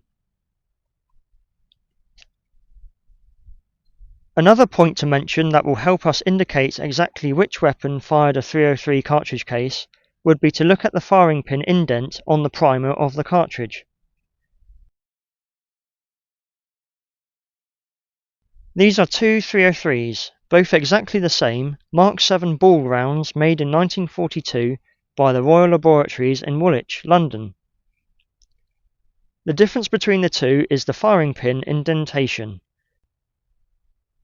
The indent on the cartridge on the left is small and round. This tells us that this was fired by a Lee-Enfield rifle. The cartridge on the right has a large rectangular firing pin indent, which is from a Bren machine gun. These are two very noticeable differences, which is almost like a fingerprint from the weapon a cartridge was fired in. We can certainly learn a lot from just a few cartridges. Lastly, as well as the firing pin indents on a cartridge, a similar method can be applied to the projectiles. These are 303 projectiles that are found on the butts of the 300-yard range. When they are cleaned up, the sides of the projectiles show the rifling marks from inside the barrel, from when it was fired. The rifling inside the barrel imparts spin onto the projectile to make the round more accurate. This can also be a way of finding out which weapon it was fired from. This is a view down the barrel of a Lee-Enfield rifle, showing the rifling. In a Lee-Enfield rifle barrel, the rifling has 5 grooves and has a left-hand twist. Some wartime produced Lee-Enfields have just 2 grooves, which was to help speed up production at the factory. Most Lee-Enfield rifles have 5 rifling grooves. The Bren machine gun, on the other hand, had different rifling. The Bren's rifling had 6 grooves and a right-hand twist. These are 3.303 projectiles from the 300-yard range. 2 projectiles show the different rifling marks from both weapons. The projectile in the middle has 5 grooves, left-hand twist from a Lee-Enfield rifle, and the one on the right has 6 grooves, right-hand twist from a Bren gun. For comparison, the projectile on the left is unfired, without any rifling markings. To summarise, a Lee-Enfield fired projectile and cartridge is on the left, and a Bren gun fired projectile and cartridge is on the right. The history and variety of ammunition is a vast subject indeed. Here I have just covered the absolute basics. So the next time you're out on Woodbury Common, spare a thought for the humble cartridge case. There can be a wealth of history waiting to be found.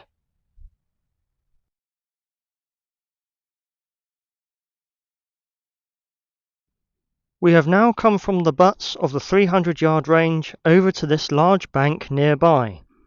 What we see here is the firing point of the 500-yard range, which uses the same butts and target lanes as the 300-yard range we saw in the previous part. If we look at the map of Dalditch, we are currently here, a little way behind the 300-yard firing point and demonstration area. This firing point is the longer distance to qualify as a marksman, whereas the 300-yard range was considered to be the standard battle distance at the time. The bank itself is man-made, built in early 1941. Shooters would fire their weapons on top of this bank, over the top of the 300-yard firing point, and towards the targets.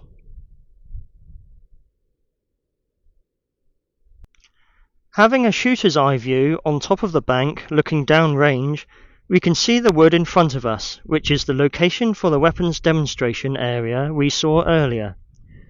At the lower end of the wood, behind the trees, is the 300-yard range firing point. Of course, the trees we see now weren't here in the 1940s, so there would have been a clear view of the target butts. If we look at this modern aerial photo of the 300-yard and 500-yard firing points, these lines show the firing lines to the targets from these firing points. There is also a short 100-yard firing point in front of the 300-yard point, but this 100-yard point is no longer accessible today. The exact firing line from the 500 firing point is not to be taken too literally, as the height of the modern tree line has been applied to the landscape projection. Just before I started recording this part of the range, I had a good look around the firing point. After a good bit of rain like we've had lately, there's sometimes some cartridges to be found. Usually I find post-war blanks, but today I actually found some wartime 303s that were actually fired on this range. So let's have a closer look at them. This one in the middle, it might be a bit hard to see, but let's see if I can focus it. It is marked GB43 VII. GB is for Greenwood and Batley of Leeds, 1943, VII for Mark 7 Ball, which is a standard bog standard ammunition. That's another one, that's another GB43. And this one is actually whole, which is actually nice to see, because Greenwood and Batley are pretty awful in this soil. They don't last very, very well. And this one here is probably more recognisable. It's very hard to see, but that is RG. RG 1942. RG is for Radway Green in Crewe, Cheshire. So there you go, that's two different makers. 3 cartridges, 2 different makers I actually found just today, which I wasn't expecting. I don't usually find one on this firing point, I must admit. Now these two on the left I brought with me today because I didn't know if I was going to find any. It's not always guaranteed. This one I actually found on the 300-yard firing point several months ago. Now, I brought this one because the interesting thing about it might or might not zoom in, but it is marked MJ 1942. MJ is for the Small Arms Ammunition Factory number 4 in Adelaide. So that's actually an Australian issue. Just because they're Australian on this range doesn't mean there's Australians shooting here. It just means that they did a lot of sharing with ammunition throughout the Second World War. And this other one, it's actually another foreign one. Got a letter U, which is for the South African Mint in Pretoria, South Africa. And that one hasn't been fired, but that's from the 300-yard range. Someone's been doing some chopping and they've sucked all the nectar out of that one. So that one's perfectly okay.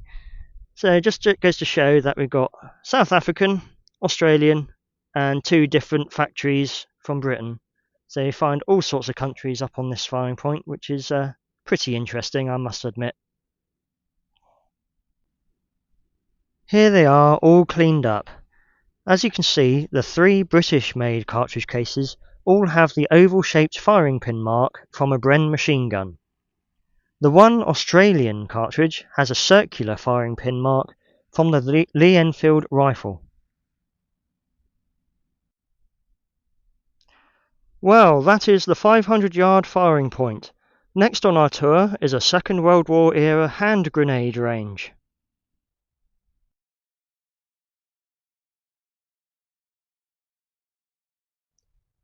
We have just come from the 500-yard firing point, and we are now at what is known as the frying pans area of the common. In this area is the site of what used to be a hand grenade range. If we look closely at the ground nearby, the impacts of the exploding grenades can still be seen on the grassy area. This was one of many hand grenade ranges on Woodbury Common during the war. Now there is only the modern Woodbury Common grenade range that is used by the Royal Marines today. If we look at the map of Dalditch Camp, we have come from the 500-yard range here over to this area marked hand grenade range. Next to the grenade range is a wood marked thorn tree plantation. This whole wooded plantation no longer exists today and was cleared with the expansion of the Black Hill Quarry in the late 2000s.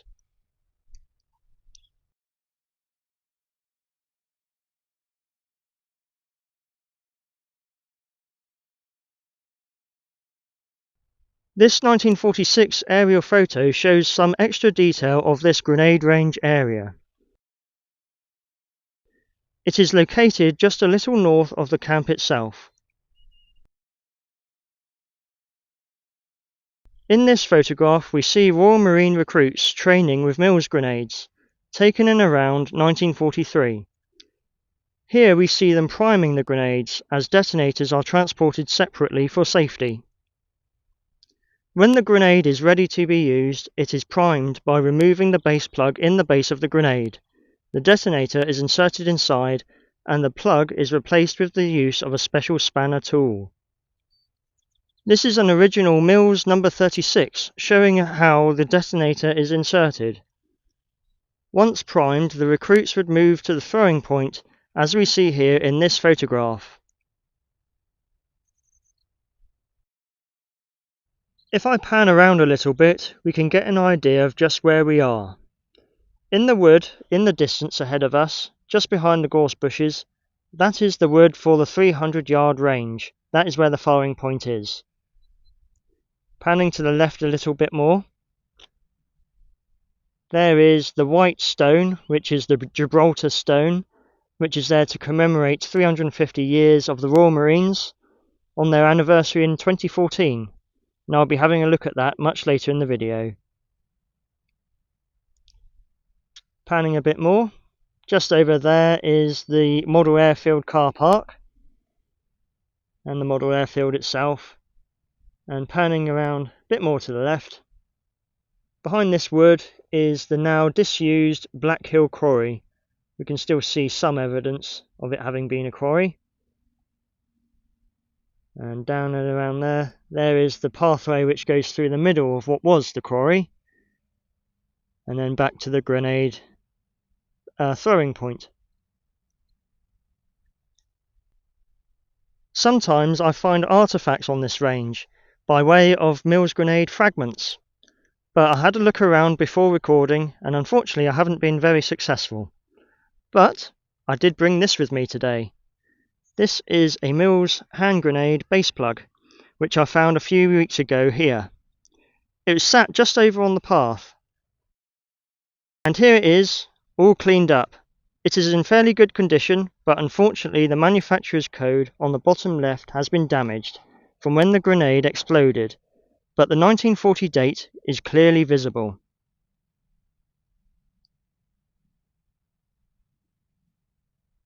Mills grenade base plugs can be a collector's interest, as there are hundreds of different variations. These are just a few First World War examples from my own collection.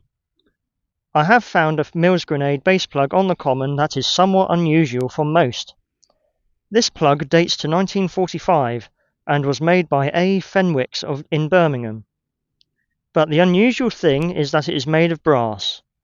Most Mills grenade base plugs from the First World War were made of brass, but in the Second World War, only 5% of all Mills grenade production were fitted with brass plugs, and almost all of those were made by Fenwicks. From 1940, brass and aluminium base plugs were replaced with cheaper zinc alloy, like this 1940 dated example on the left, made by the Wolverhampton Die Casting Company. The zinc plugs usually have a letter Z marking for zinc. A few years ago, this area of the old grenade range was cleared of growth by the landowners. This revealed a number of Mills grenade fragments, like base plugs, striker mechanisms, and levers. This Bakelite screw is part of a short-lived grenade, the number 69. This part is known as a filler screw, and is what plugs the hole where the explosive is poured in at the factory. The number 69 is different from the Mills number 36, as it is made of Bakelite instead of cast iron, and metal parts. The idea of this was to make it as a concussive grenade, allowing the explosive force to do the damage, rather than by fragmentation as with the Mills. This concussive design was the main limitation of the number 69, due to its lack of stopping power. Unlike the Mills, the number 69 doesn't have a safety pin for the user to pull out before throwing. Instead, the Bakelite safety cap is removed from the fuse and the grenade is then thrown. Whilst in the air, a weighted canvas strip wrapped around the fuse then unravels and pulls out the safety pin. The grenade detonates by impact with the ground, which was another of its limitations, as the grenade could only work if thrown at a long distance. The number 69 was only made from 1940 to 1945, and in the later years of the war, the number 69 was relegated for training purposes. This makes that little Bakelite screw somewhat of an interesting find. Well, that is the grenade range on the frying pans area. Next on our tour is the landmine training area that was known as the field.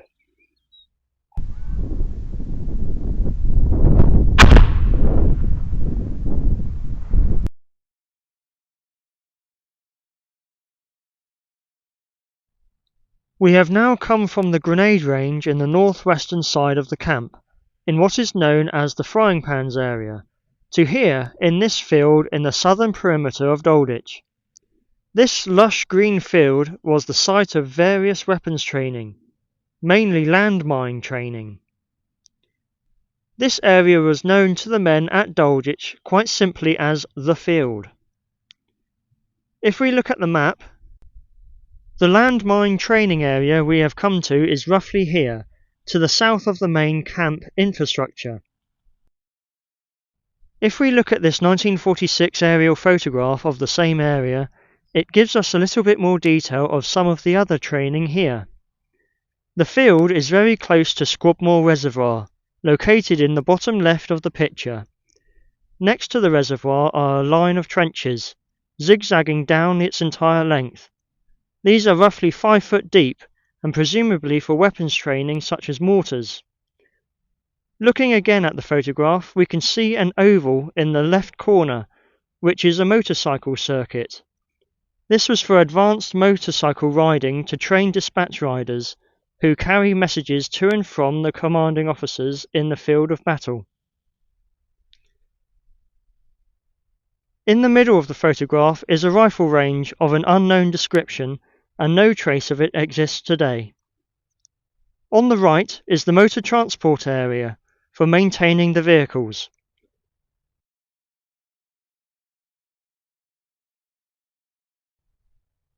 If I pan around, we can get some idea where I am.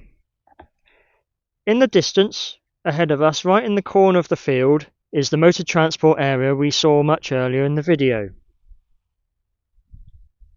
Panning to the left, this whole tree line is where Dalditch Camp is. And panning to the left furthermore, this whole area would be Dalditch Camp, and the green field on the other side of the path is where the dispatch riders would have been. That is where the motorcycle circuit was. Going to the left furthermore, behind this tree in front is the path which goes down to Dalditch Farm. Panning around again, this entire area of green, this was used for landmine practice. The men training in this area would learn how to set mines into the ground and how to defuse them, as shown in this wartime clip. Then there's clearing mines, which is something you've probably never done before. Being a Marine, you've been up against a different kind, with knobs on, I presume. But me, I'm used to the other sort, with the booby traps.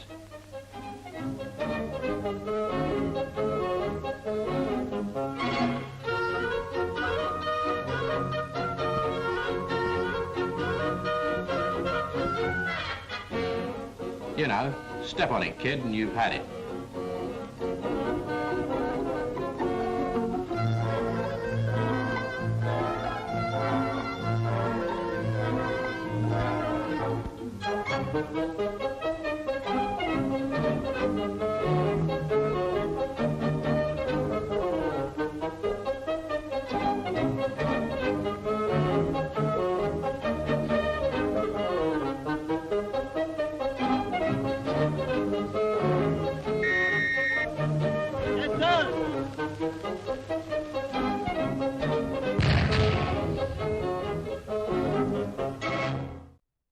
In this 1943-44 photograph taken in the field, we can get an idea of what sort of mines were being used.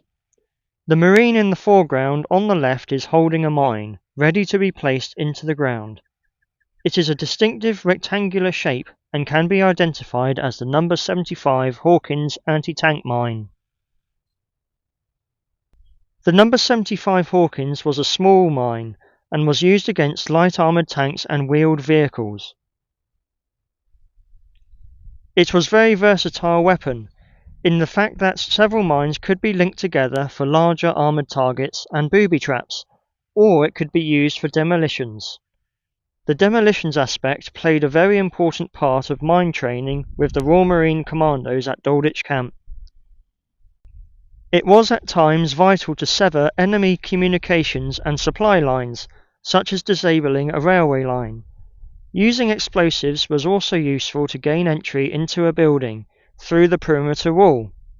4 Hawkins mines could be mounted on a wooden frame and leant up against a wall ready for making an entranceway into the building. This was known as mouse holing. As well as laying and disarming mines, mine detection was also demonstrated. This wartime photograph shows a group of Marines using mine-detecting metal detectors. The photograph also helps us to identify the precise location if we compare the shape of the landscape in the background.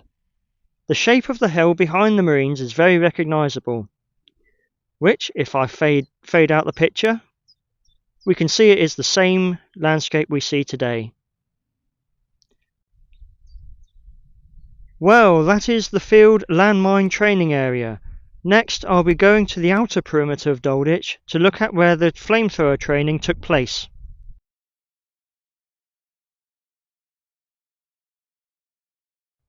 We have come from what was known as the field training area for landmine practice to another secluded and very much forgotten weapons training area located on the western perimeter of Dalditch Camp on Limpstone Common. Though it appears to be just a small hole in the middle of the woods, this small dugout we see in front of us was once a firing point for the flamethrower practices. It is one of the last remaining parts of the weapons training in this area, but it gives us a fascinating insight into what went on in this location. If we look at our map of Dalditch Camp, we have come to the western side of the camp to this area marked Flamethrower Pit.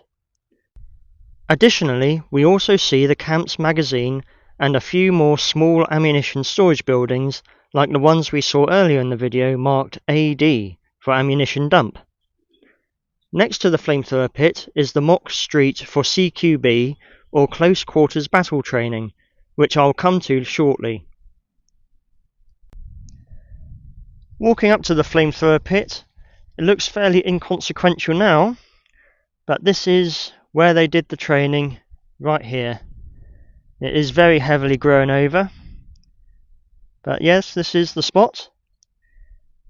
And if we look over in the distance, over here, this is where the mock street for close quarters battle once was. Looking on this 1946 aerial photo, we can see some extra detail of this particular part of the camp. Looking closer at the flamethrower pit and the magazine area, we can see the buildings more clearly. Sadly, the magazine building has since been demolished with the expansion of the Black Hill Quarry in the 1960s.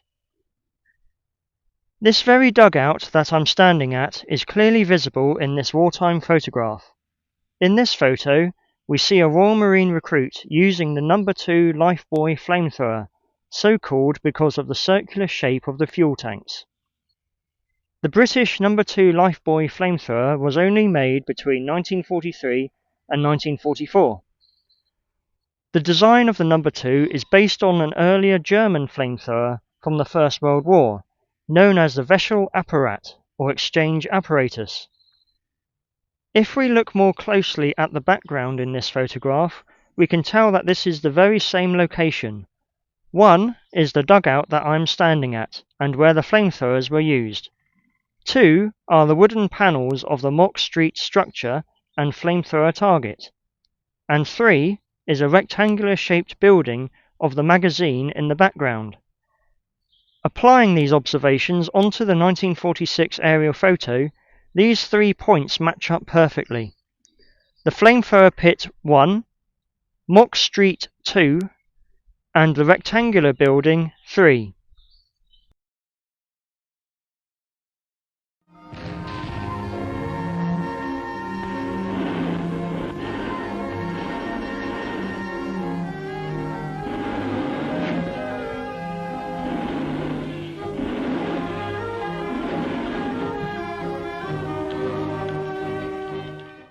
Next to the Flamethrower Pit is the Mock Street.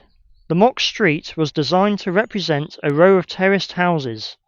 This is the street in use by Royal Marine recruits taken in this very area in 1943-44. The Mock Street was used for close quarters battle training, so the recruits could learn the correct method for clearing a building that is occupied by the enemy. This illustration from an original Second World War training manual shows how this would have been achieved.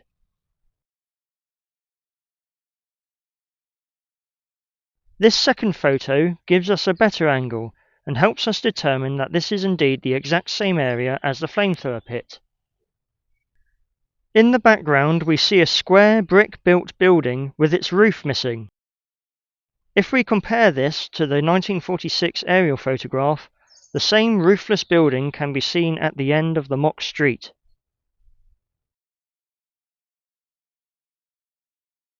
This is where the Mock Street for close quarters battle once was, and down the end we can see some foundations where the wooden walls would have been, so let's go and have a look at them.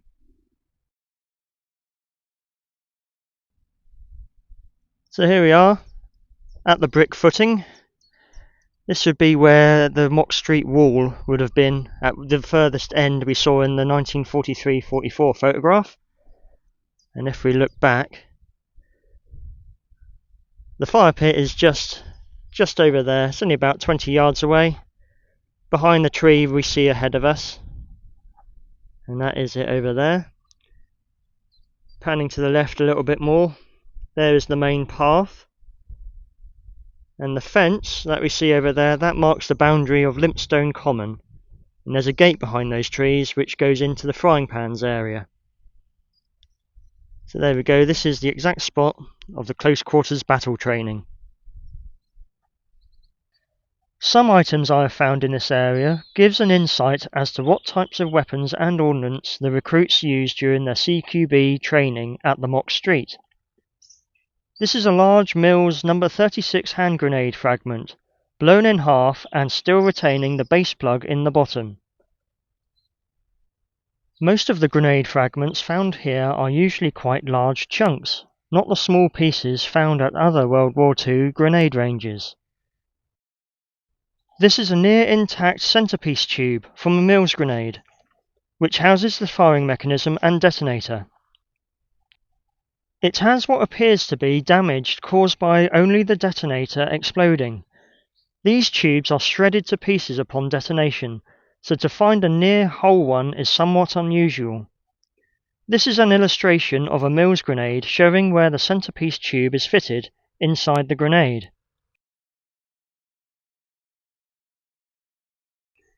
This is another Mills No. 36. This example is a harmless dummy for throwing practices. It can be readily seen as a dummy grenade by the holes drilled into the body, and it would originally have been painted white. Traces of the white paint can still be seen in the grooves. Unusually, the body is dated July 1937. Most Mills No. 36 grenades have the factory marking instead, not the date. Another Mills grenade related find from the Mock Street area on Limpstone Common was this disc. This disc is called a gas check and would have been used with the Mills No. 36. The gas check disc is screwed into the bottom of the grenade via the threaded hole in the middle of the base plug. This allows the Mills grenade to change from a hand grenade to a rifle grenade. A metal cup known as a cup discharger is fitted onto the muzzle of the Lee-Enfield rifle, and the Mills grenade with the gas check disc is placed inside the cup, as this illustration from a Second World War training manual shows. The rifle is then loaded with a special grenade launching blank cartridge that contains ballistite and gun cotton. This packs a harder punch than a normal blank cartridge to launch the grenade towards the target. The grenade launching blank cartridges are readily distinguished by the blackened finish on the top half of the cartridge, like these examples. Once loaded, the grenade is launched from the rifle in the kneeling position and with the butt on the ground, as this illustration shows. These are some more grenade fragments, but these are from a type of smoke grenade known as the number 80. The number 80 was a bursting smoke grenade, so called as it explodes seconds after it is thrown. This is to maximize the size of the smoke screen that is produced in a very quick amount of time. The grenade contains white phosphorus, which is particularly nasty as it reacts and burns when it comes into contact with the air.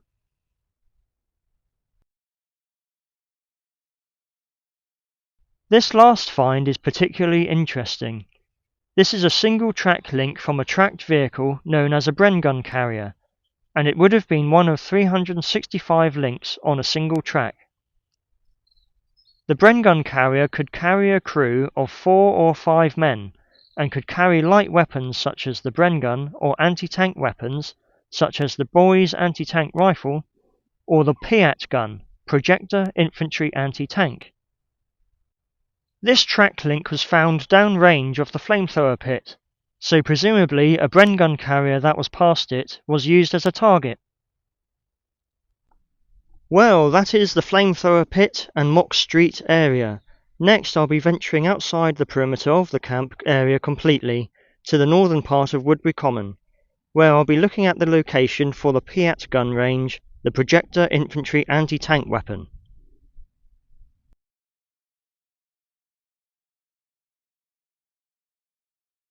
Here I have arrived at the northern part of Woodbury Common, where the PIAT anti-tank gun training took place. If we look at the modern aerial photograph, we are in this location here, not too far from Woodbury Castle and the modern grenade range. Although there aren't any remaining landmarks left to define this range, like we have seen on previous ranges, but this is roughly the location of where the PIAT gun range was. In the distance is the wooded area of Woodbury Castle, an Iron Age hill fort. If I pan around, we can get a good idea of exactly where I am.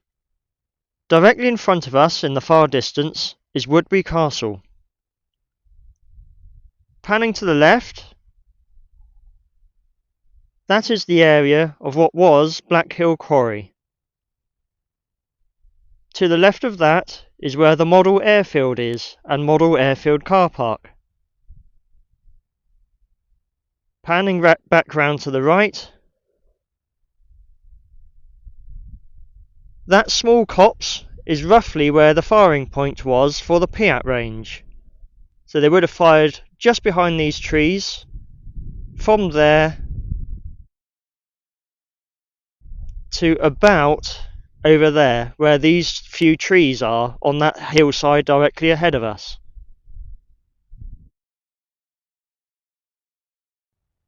The only reference to this location being a PIAT gun range is with this wartime photograph. These two Marines are firing the gun, and as we can see on the right, there is the shape of Woodbury Castle Hill Fort. We can get an idea of the extent of this PIAT range in this area from the 1946 aerial photograph. The PIAT range is roughly in this location.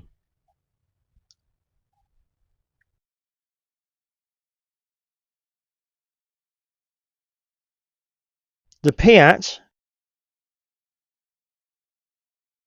projector infantry anti-tank gun, was designed in 1942 to meet the need for better, more effective, portable anti-tank weapons. Before this, the British Army's main portable anti-tank capabilities were the 55 caliber Boys anti-tank rifle and the number 68 anti-tank grenade, fired from the Lee Enfield rifle. The PIAT first saw action during the Allied invasion of Sicily in 1943 and was eventually replaced by the 3.5-inch M20 rocket launcher from 1950. The PIAT is a spigot mortar design where the firing mechanism is encased inside a rod or spigot and the high explosive bomb is then slid over it. This spigot design meant that a large diameter piece of ordnance, in this case 83 mm in diameter, could be launched from a small shoulder-fired weapon that could be carried by one soldier. The high explosive bombs fired from the PIAT contained 2.5 pounds of 808 plastic explosive for the early bombs. Late war bombs contained trinitrotoluene, or TNT. It was a shaped charge that could penetrate up to 4 inches of steel plate with a direct action point detonation fuse and had a maximum firing range of 350 yards. This is a PIAT bomb on the right, alongside the earlier 55 caliber Boys anti-tank rifle round and number 68 anti-tank rifle grenade from my own military collection. As for physical evidence, I have found a few of the launching cartridges around this area. They can be very easily missed, as they don't have the appearance of other cartridges found on the common. As well as cartridges, this rusty pipe that I found a couple of years ago was in fact PIAT related. This is a PIAT practice bomb for firing practices, so it doesn't contain any explosive.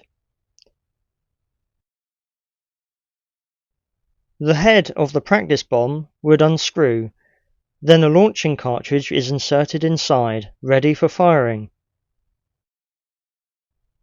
The practice bomb looks nothing like a high explosive version, and is only served so that the recruit can get an idea of how the weapon fires. It must be stressed that if an object is found on the common and you don't know what it is, be sure to leave it well alone and contact the authorities. This Second World War poster shows a variety of ordnance. Most of these examples were used on Woodbury Common.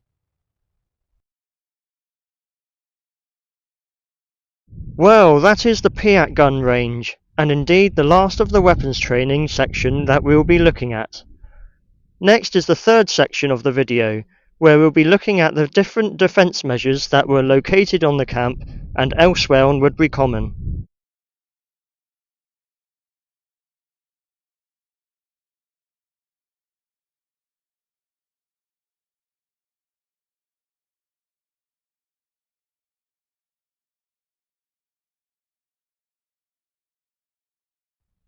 We have now arrived at section 3 of our tour, and in this section we'll be looking at a few of the last remaining structures that were used for defensive purposes against enemy attack. Here I have come to one of 4 decontamination chambers that were located within the camp. At the beginning of the war, the biggest fear of German attack on the British Isles were gas attacks. These decontamination chambers would have been used in the event of a German gas attack on Dalditch, and provided the means to decontaminate oneself from a toxic substance. They were essentially enclosed shower blocks, but are sectioned off inside to prevent cross-contamination. 3 of these buildings are still standing today, and we will be visiting each one of them in turn. If we look at the map of the camp, the 4 decontamination chambers are marked in orange, one in each of the main areas of the camp. The building I am currently standing at is in the Tuckers area, here. The other 3 are each in Triangle, a large one in Wheat Hill, which would have served both Hayes and Wheat Hill areas, and the 4th is in Frying Pans. The Frying Pans building no longer exists, as it was demolished in the early 1960s due to the expansion of Black Hill Quarry, but it would have been identical to this building I'm currently at. This is an illustration of a generic decontamination chamber from the Second World War that would have been used by the general public. It is not exactly like the buildings at Dalditch, but the layout would be broadly similar. Entering through the airlock, personnel would then proceed to the undressing room, then onto the shower room to be cleansed of the contaminants. The building would also have housed a boiler room and a large water tower above, so the showers would be hot. With the Dalditch buildings, the water tower and boiler room were tagged onto the side of the building. So let's have a closer look around. So walking up to the building, we can see some extra detail of how this was used and how it was constructed. You can see it's a very solid concrete ceiling or concrete roof, and we can still have a glimpse inside, which I'll have a look at there in a moment or two. So if I walk around, we come to this side of the building, and this would have had the boiler room. We can tell that by the raggy side of the bricks. This would have been an extension here coming outwards, and there's still half a chimney, half a chimney there, so this would be a boiler right where I'm standing.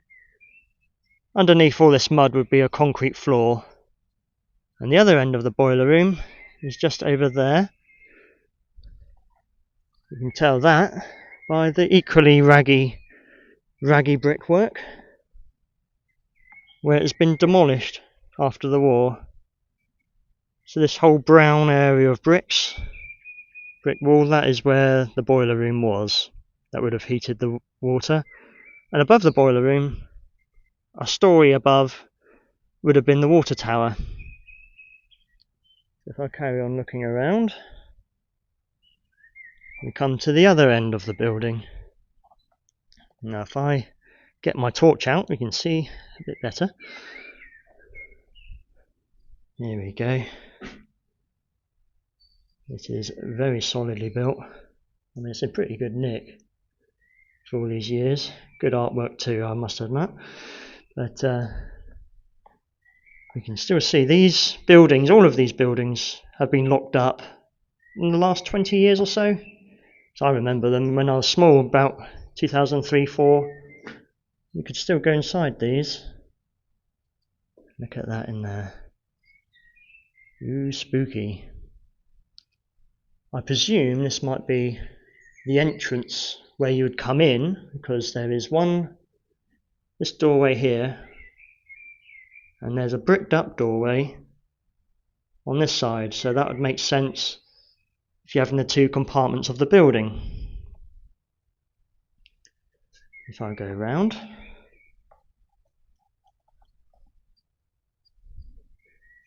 here's the other side. This is just a brick wall with trees growing on it.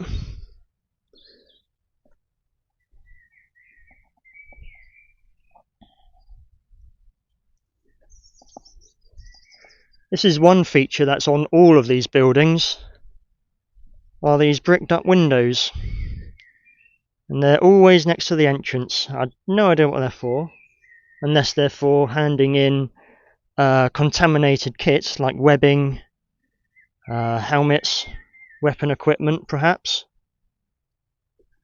And looking at this side, put the torch back on again. There we go. It's an identical format as the other end of the building, but this one has a single entrance, which is why I think this might be the exit way. All decontaminated, and you'll come out as one big happy group.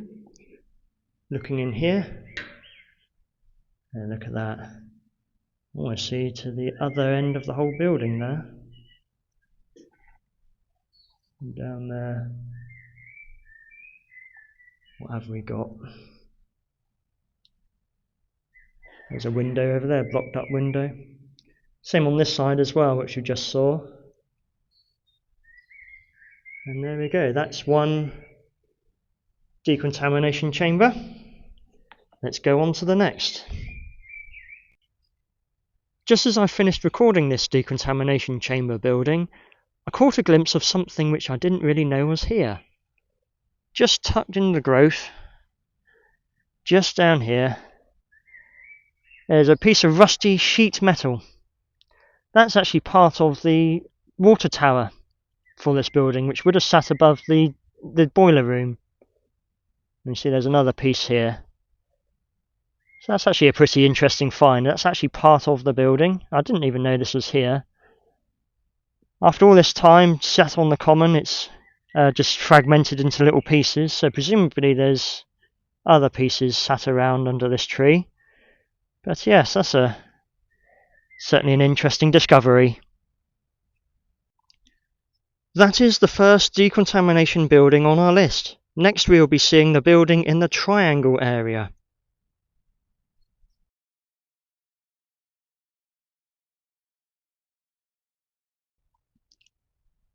This is the second decontamination chamber on our tour. We have just seen the building at Tucker's in the northeastern part of the camp. This one we see now is in the triangle area of the camp. The size and design of this building is identical to the last building we saw, but if we have a closer look we can see some extra detail.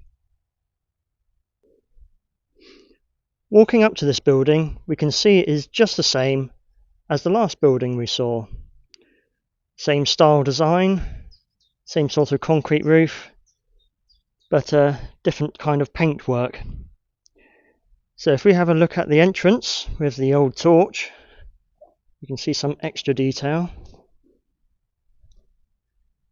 And there we go, it's just the same as the last one we saw. And this part is just the same as the Wheat Hill one, which we'll see shortly. Peering over the gap, what do we see?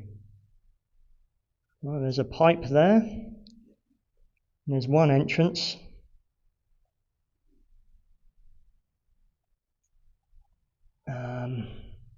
Not a whole lot else really, not like the other one we just saw.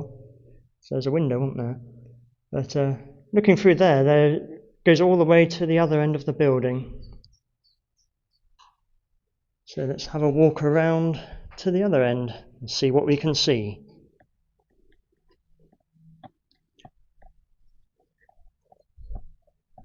Over here we can see where the boiler room was. There's the raggy bricks we saw in the last building with half a chimney. Underneath all here, we can just about see a corner just about there. There is some concrete and a line of bricks. Probably see a little line just there, faint line. And this is all the boiler room. And there's the other end of the boiler room with that raggy side of bricks there. And just above us, above the building, would have been a story of a water tower just up there.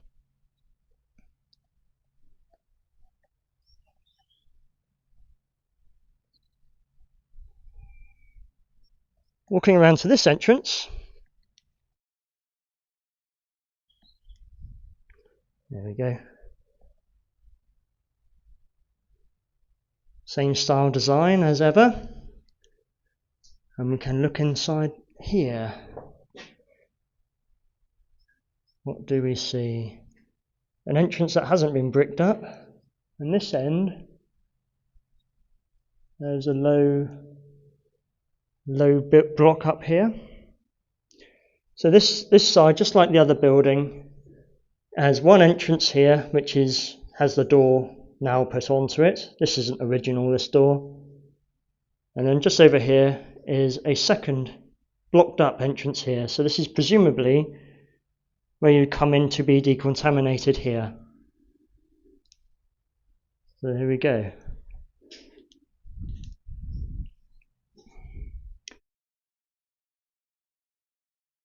As we come out of this building, there are still some remains of the original water tank that would have been on the top part of the water tower.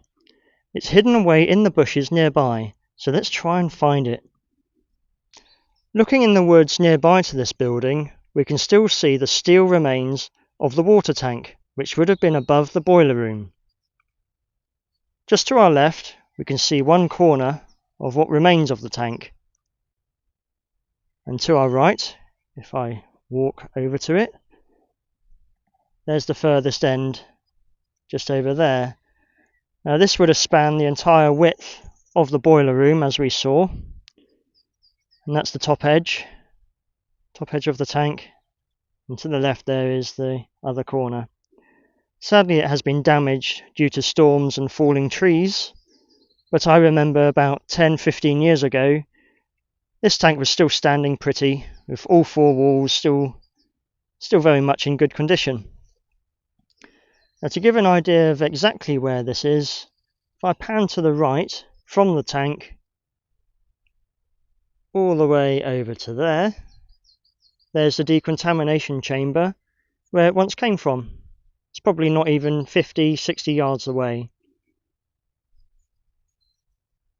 So far, I've explained how these chambers were built in preparation for a gas attack. However, the decontamination chambers could also have been used for anti-gas training. This is a photograph of anti-gas training taken in around 1943-44, possibly on the field training area we saw earlier in the video. Apparently, this is actual mustard gas being used in the photo. The training staff in the foreground is extinguishing the mustard gas with a spade full of bleach, although it remains unclear why nobody is wearing a respirator. As an example of what kind of anti-gas kit the men would have carried, this is a Mark IV respirator and anti-gas kit from my own military collection. The anti-gas kit consists of anti-gas ointment and eye shields, and a tube of anti-dim outfit.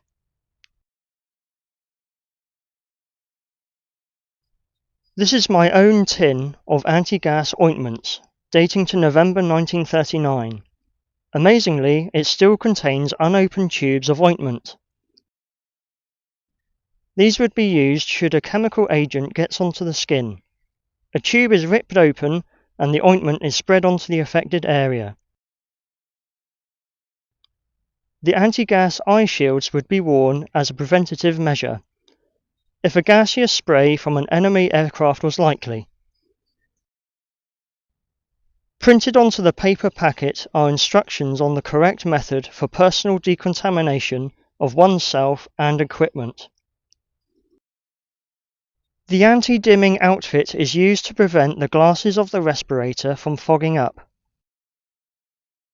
My own example dates to June 1940. The tube is double-ended, with one end containing the compound and the other end to store a small cloth that is used to apply the anti-dim compound to the inside of the glass eyepieces of the respirator. Some viewers who have served may recognise this, as the anti-dim outfits were still being issued in the 1980s and 1990s. The anti-gas kit, along with either the Mark IV or Mark V respirator, was carried in a haversack that was worn on the chest. This is a photograph of myself in an all-original World War II battle dress uniform, wearing the respirator haversack. When the respirator is needed, the flap of the haversack is opened and the facepiece is put on, while the large filter is supported inside the haversack itself.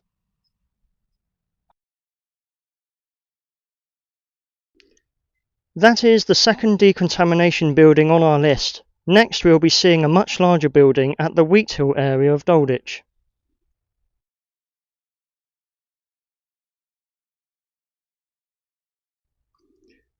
We are now at the third and largest decontamination building in the Wheathill area. If we look at the map, we have only travelled a short distance from the building at Triangle to this building in Wheathill. The Wheathill area was the most densely populated area of the camp, which is why this decontamination chamber is about twice the size of the other two buildings. Walking up to this building, it is very similar in style as the other two buildings we just saw. However, this one at Wheathill is an awful lot bigger, probably twice the size as the other two. We can see some detail, which is similar to the other two, when walking up this end. Here is where the boiler room was, just like on the other two buildings, with the raggy bricks either side and half a chimney stack at the furthest end. Obviously the water tower would have been above this. Unlike the other two, here is a bricked up doorway right next to the boiler room. So let's have a look around inside.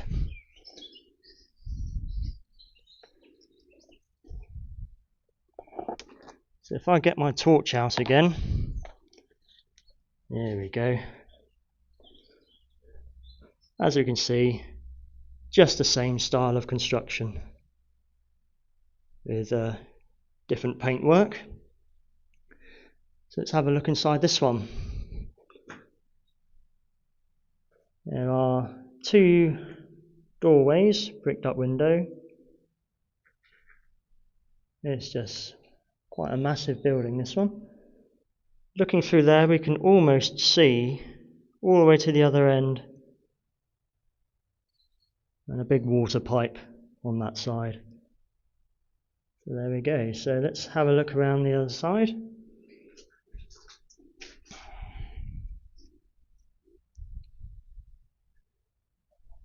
And there we go.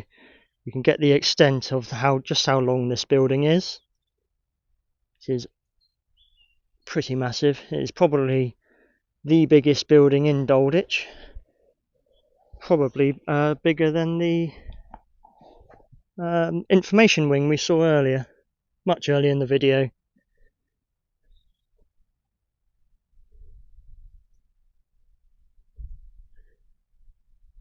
Walking down this end, this is presumably some sort of blast wall, which is here to protect these window openings.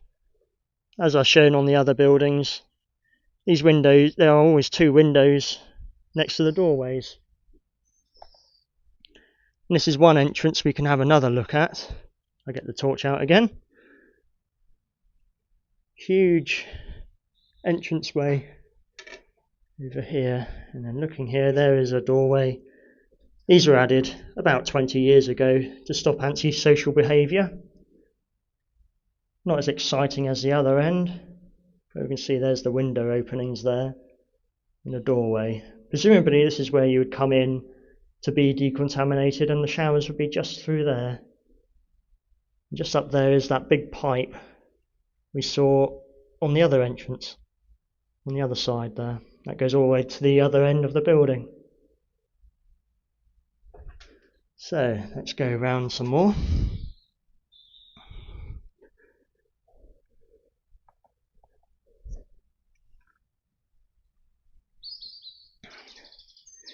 Now this end is a bit of a mystery for me, not too well up on this subject, but this is another entrance, and I'm not sure what that is. Don't overhang a doorway or anything, but there we go. And in this area there are two more window openings and some sort of a protective wall.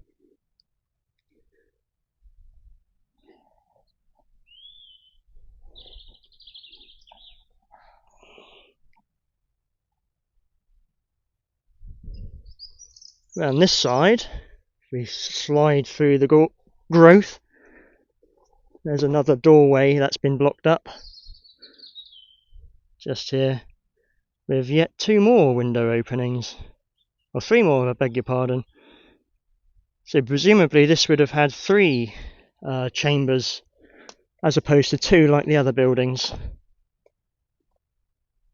And there we are, back where we came from, to the boiler room. To show just why building these chambers were justified, this is an aerial photo of Dalditch Camp, taken by German reconnaissance on the 24th of April 1942. Even this early on in the war, the Germans knew about Dalditch and had an interest in it. Well, those are the anti-gas decontamination chambers. Next, I'll be delving into more detail about what the Germans were interested in on the northern part of Woodbury Common, where I'll be looking at the mock airfield bombing decoy.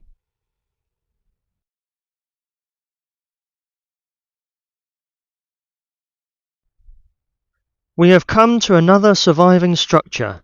This time we are a fair distance away from the main part of Dalditch Camp. What we see here is a generator building for a dummy airfield, known as a Q bombing decoy, that was used during the war. The dummy airfield was located roughly 500 yards southeast from this generator building. The building provided power for the electric lighting that ran along the length of the fake runways. If we look at a modern aerial photo of Woodbury Common, this particular structure is located here, not too far from the current grenade range.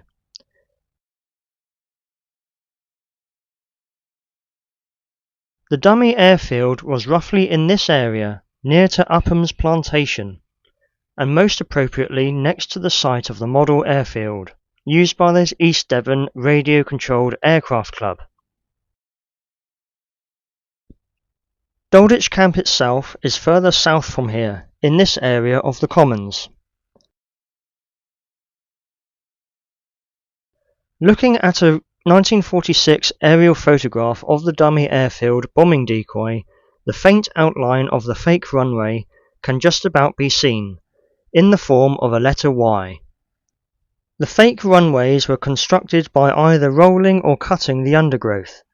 It is difficult to see, so I have highlighted the outline of the dummy airfield in white. Additionally, we see another aspect of weapons training in this photograph. The white oval at the bottom, directly next to the dummy airfield, was a tank arena, where instruction was given how to drive tanks and other armoured vehicles. This was also a tank range, where live firing took place. 3.7-inch anti-aircraft guns, like this example, were also fired at this location. To indicate the size of the ammunition used, this is a 3.7-inch shell from my own collection. This particular airfield decoy was made to represent RAF Exeter, now called Exeter Airport, to confuse German bombers to drop their bombs on the decoy instead of RAF Exeter. Comparing the shape of this decoy to the shape of RAF Exeter in 1944, the differences between them are quite different. Presumably this was another way of tricking the Germans into thinking that RAF Exeter is much smaller and of less significance than it actually was. Accurate details were not necessary, as the purpose of this bombing decoy was to make it look like an operational airfield to German bombers at the night time. All this planning for the bombing decoy did in fact pay off. This is an aerial photo taken by German reconnaissance aircraft on the 24th of April 1942. The dummy airfield can be seen near the top right corner next to Woodbury Castle, and Dalditch Camp can be seen in the lower middle of the photograph.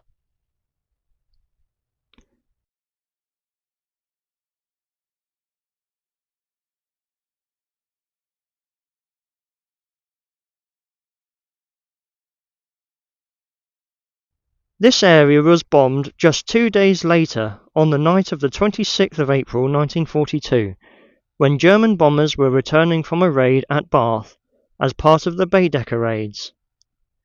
This 1946 aerial photograph shows the line of bomb craters near to the decoy site. The path next to the craters is still in existence today, and one of the craters can still be seen on the side of the path. Overlapping the two 1946 aerial photographs, the dummy airfield and the bomb craters onto a modern landscape, the exact location of the two can be determined.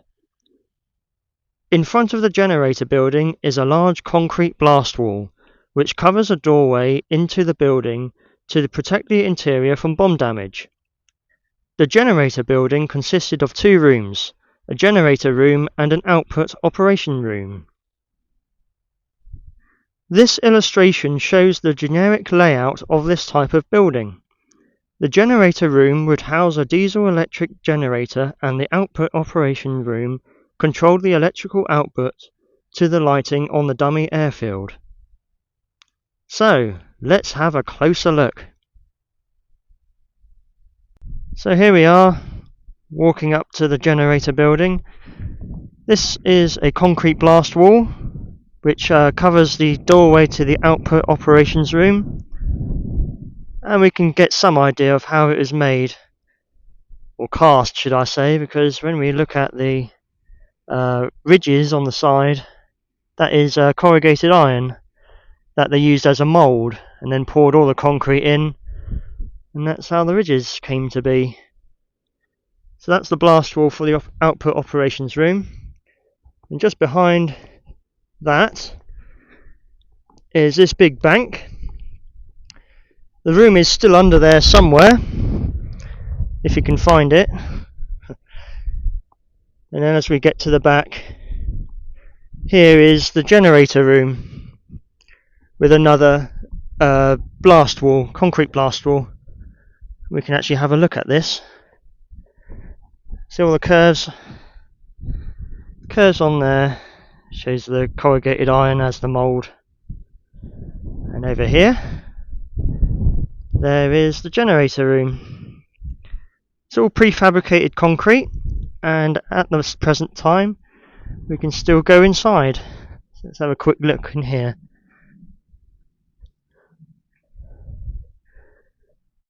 And there we are. Nice little room. There's what I assume is a vent of some sort.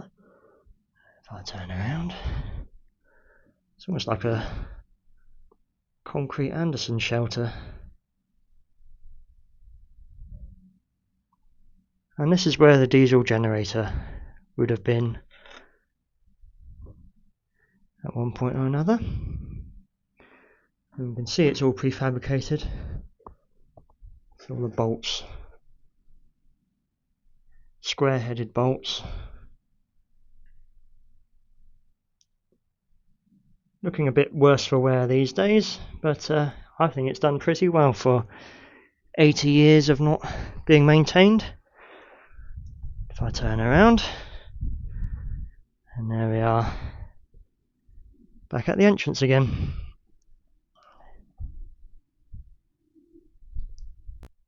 Here I am standing on top of the output operations room, and in front of us is the generator room we just saw. Now, standing on top of the building, we can have a look at our bearings as to where we are. Looking to the right, we can see the grenade range that is still in use today, and behind there is Peak Hill. Looking to our right a bit more, there is East Budleigh in the distance, and panning all the way over here, there is the Upham's plantation, the wood on our left as we see it ahead of us, and next to that there is a path, and that is the area of the tank range where it once was. To the right of that path is the dummy airfield, or where it would have been, which this building supplied the energy for. Panning to our right a bit more, there is Woodbury Castle, an Iron Age hill fort dating back some 2,000 years. So the common has been used for a very long time. Well, that is the generator building. Next we will be having a look at another unassuming bombing decoy structure, the mock fire pit decoy.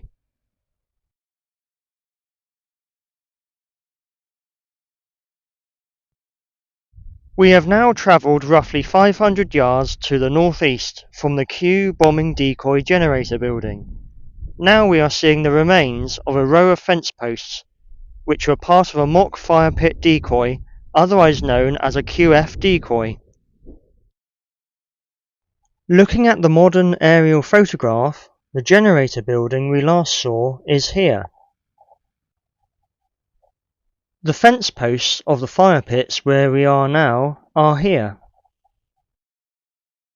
Comparing these locations onto the 1946 aerial photograph, we see that there are 4 of these QF bombing decoys, each of which have the concrete fence posts that we can still see today around the perimeters of the enclosures. The generator building we last saw can be faintly seen here.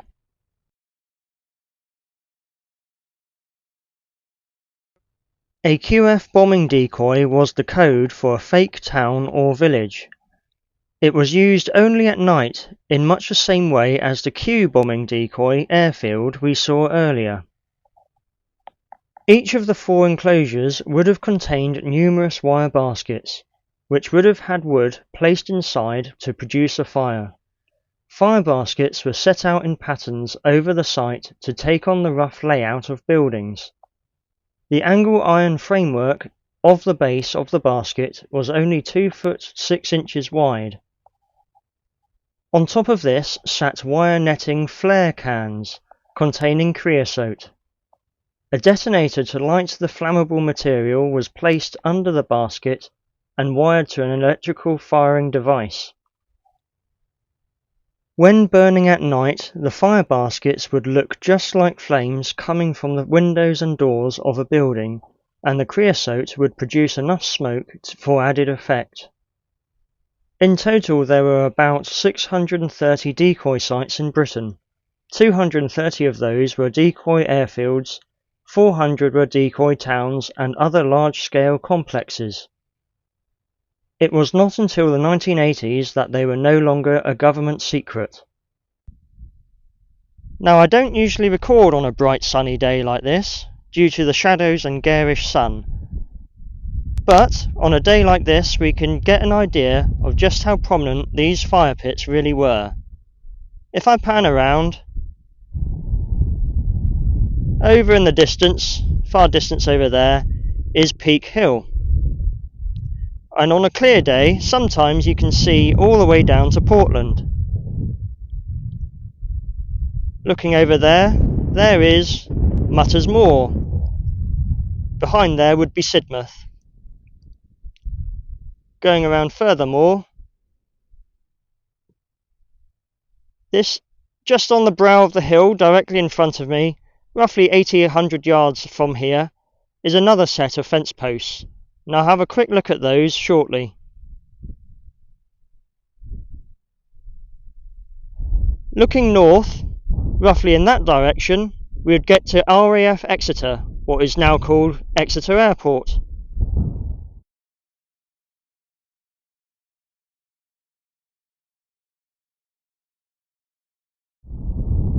In the distance over there is Woodbury Castle. Panning around some more, you can see the entire landscape. There is the building of the RCO building of the grenade range, the RCO tower. And here we are, back at these fence posts. I have just crossed over the footpath from the fence post we just saw to this perimeter we see here. This perimeter, which if I zoom in, has been mostly untouched since the war, whereas the perimeter we last saw has been mostly dismantled.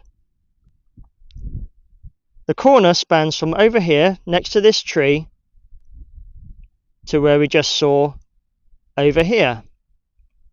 Unfortunately, due to the gorse, we're not able to get over there and have a look. Over in the distance, just over there, is Hawkerland Common. And here we go. There's Mutters Moor again. Peak Hill. Grenade Range RCO building. And there is the fence post we last saw.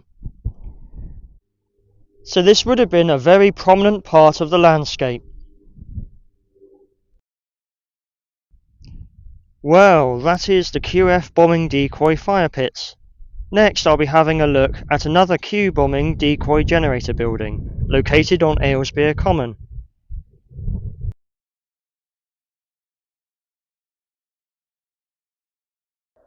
I have now travelled outside of Woodbury Common onto Aylesbeare Common.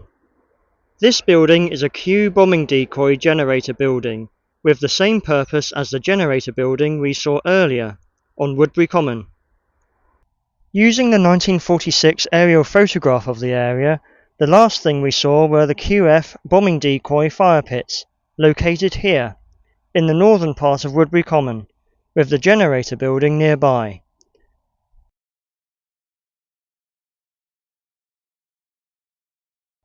Now I have moved further north to the second generator building on the western side of Aylesbeare and Hawkerland Commons, directly next to the A3052 to Newton Poppleford.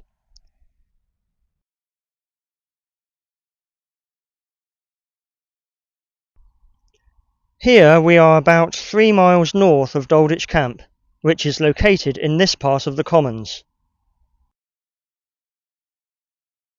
Like the other generator building, this would have provided power to a second Decoy airfield. At the time, RAF Exeter had at least 3 Decoy airfields around it. The one on Woodbury Common, this one on Aylesbeare, and the location for a third Decoy airfield is not known, but it is said that a third Decoy did exist and is thought to be near Ottery St Mary. The reason for having several decoys is so that if one gets found out by the Germans as not being the genuine target, then the other decoy can be used to continue the deception. If we have a look at the 1946 aerial photograph, we can just about see the building through the trees, with what appears to be the power line from it leading towards the Decoy airfield. The Decoy airfield doesn't appear in the aerial photograph, so presumably it was already long disused by the end of the war. This generator building is just the same as the other building we saw, but it is constructed out of brick instead of concrete. So let's have a closer look around. Walking up to the generator building, it is still in very good condition for not having been maintained all these years. In front of the entrance is a brick blast wall. Presumably they chopped this down after the war, as this is too short to be of any use at all. Walking up to the entrance, this would have been the entrance to the output operations room. It has since been blocked up in the last 20 years or so. We can still have a peek inside if I get the torch out. There's not much to see as it's all blocked up now. But there, this is the entrance to the output operations room. And it is made of brick as opposed to concrete, like the last building we saw. So if I go to the right,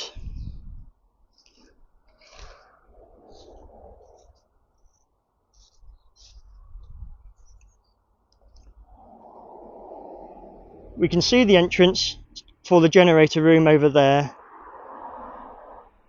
And here is the entrance, side on, of the output operations room. So let's have a look around here.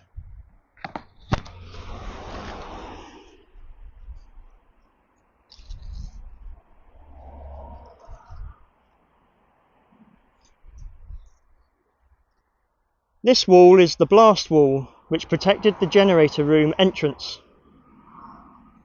Presumably the height of this wall was the same as the last wall we saw when it was in its original configuration. That is the entrance to the generator room.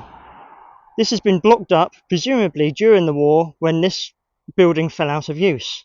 As we can see, the shoddy brickwork butts up against the stepped brickwork we saw on the front entrance of the output operations room. And there's the blast wall there. If I pan around, I can give a sense just how close we are to the road. The road is just there. There we go. We could almost reach up and touch the lug nuts. Panning around some more, we can go round the building this side.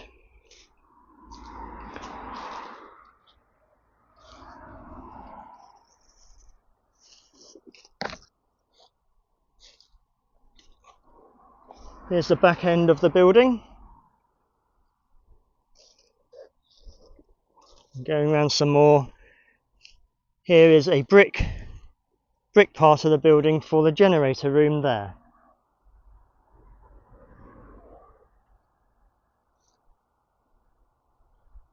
And here we are back at the output operations end of the building.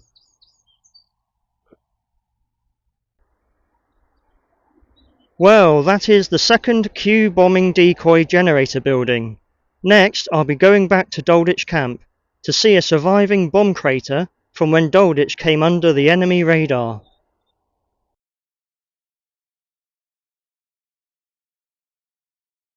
We have seen the existing defences of in and around Dalditch Camp, but here we see some evidence of the camp having been attacked from a German air raid.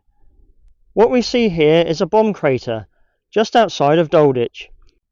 If we look back to the map of Dalditch, we are roughly here, just outside of the western perimeter, roughly 800 yards or so from the camp. We can see this exact bomb crater on the 1946 aerial photograph here. There is also a second bomb crater visible in the photo over here, about 100 yards from a Nissen hut. Using this 1946 photograph of the camp and overlaying it onto the modern landscape, we can see the exact location of this crater. It is not very far from the modern Wheat Hill car park. We are facing towards the camp, which is just over the brow of the hill in the distance. As we can see, it is a fairly large crater, measuring about 20 foot wide and 6 foot deep, but this is actually from a fairly small bomb. A crater of this size suggests that it was created by an SC-50 bomb, which is only just under 4 foot tall and weighs 50 kilograms. This handy bomb chart shows the different sizes of German bombs used during the war, with the SC-50 being one of the smallest in the Luftwaffe's arsenal. Of course, as Dalditch is such a large camp, it inevitably caught the interest of the Germans. In this photograph we can see how interested they were. This is a German reconnaissance photograph of Dalditch Camp, taken on the 24th of April 1942. Just 2 days after this photo was taken, the mock airfield on Woodbury Common representing RAF Exeter was bombed. This was when German bombers were returning to base after a raid on Bath as part of the Baedeker raids. Though it's not known for certain, I assume this crater was also made on the night of the 26th of April 1942.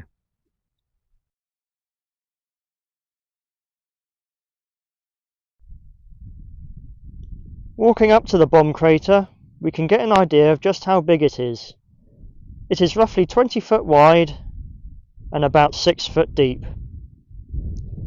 If I crouch down, we can get a sense of perspective just how deep it really is. Like so.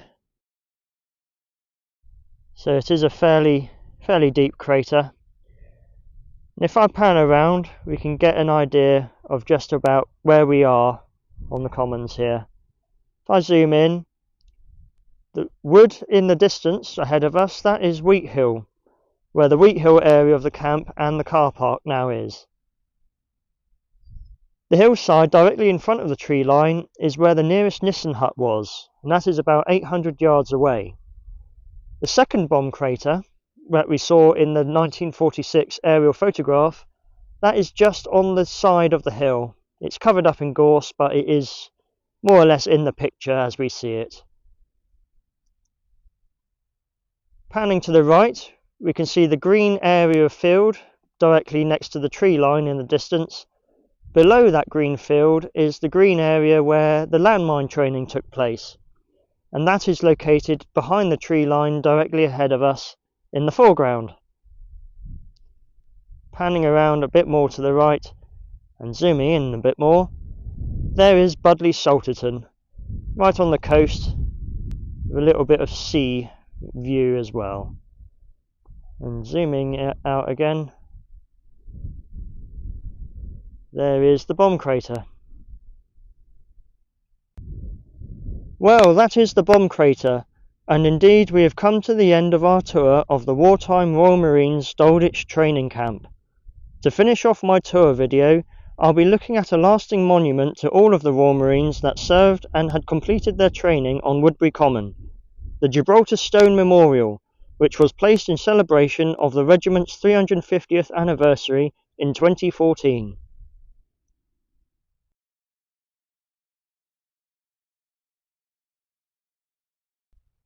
We have arrived at the last part of our tour of Dalditch Camp, and we are now seeing the latest landmark on Woodbury Common, the Gibraltar Stone Memorial.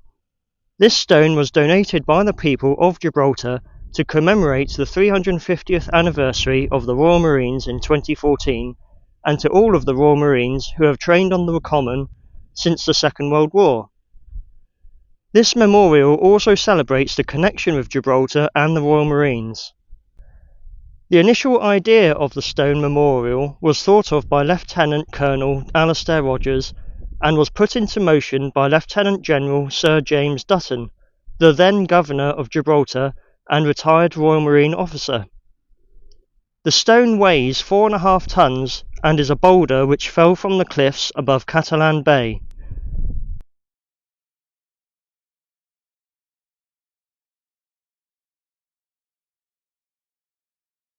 The stone memorial was made by a collaboration of the War Memorial Conservation Company and Mosford's Monumental Sculptors, both of which are based in Cardiff, Wales. It was driven to its final location on the Common by military lorry and was placed onto its final location by crane. The official unveiling ceremony for the stone took place on Thursday, 5th of March 2015.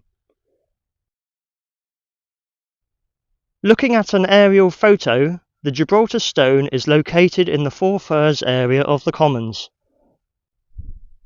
The most convenient car park to come and visit the memorial would either be the model airfield or Four Firs car parks, and it is roughly 3/4 of a mile or 1 kilometre walk from either car park.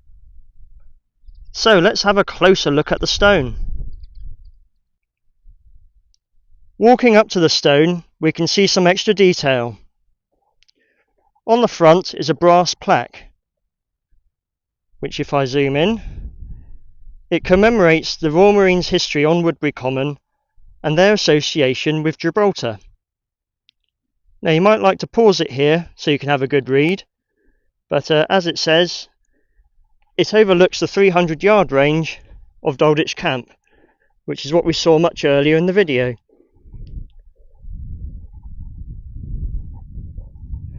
Going around the entire perimeter of the stone, there's a small plaque on the back of the stone. And here is the commando values, as we see there.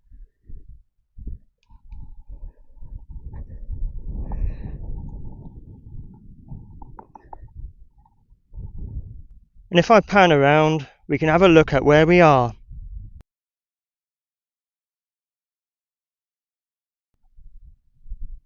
Just in that wood, in the distance over here, is the firing point of the 300-yard range, which we saw earlier in the video. Panning down to here, we can just about see the top of the sheep dip tunnels. Now that will warm the cockles of any Royal Marine heart.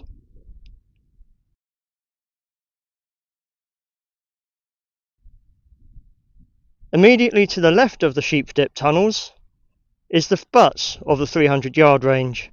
We can just see the sandy bank which we saw much earlier in the video. Panning to the left, at the end of the wood in the distance ahead of us, that is where the model airfield car park is. We can also see the tops of the trees in the far distance behind the wood. That is Woodbury Castle. Panning around some more, we can get some extra detail of where we are. Over there is what used to be Black Hill Quarry. We can still see some remains of what it was. And here we are, here's the stone. And behind the stone, at that small group of trees, is Peter's Pool, which is part of the Commando Training Endurance course. So here we are, back at the stone again. Well, that is the Gibraltar Stone Memorial, which finishes off nicely our history tour of the Second World War Dalditch Camp and the surrounding Woodbury Common area. In our journey we have seen most of the surviving infrastructure of Dalditch Camp, from the Nissen Huts for accommodating the men, to the various rifle ranges and more specialised weapons training such as the Lifebuoy flamethrower and PIAT Range. I hope you've enjoyed learning about some of the hidden and forgotten parts of the Common, as much as I have putting all of this video together.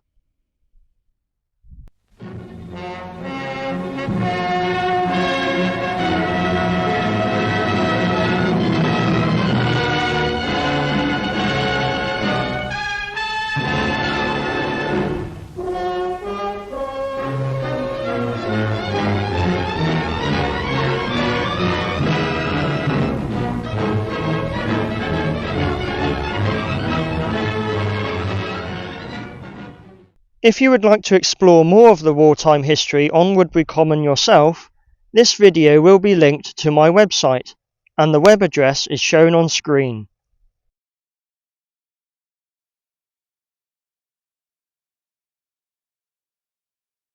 There you will find added information about the camp, along with all of the wartime photographs and the map of the camp that I've been using throughout the video.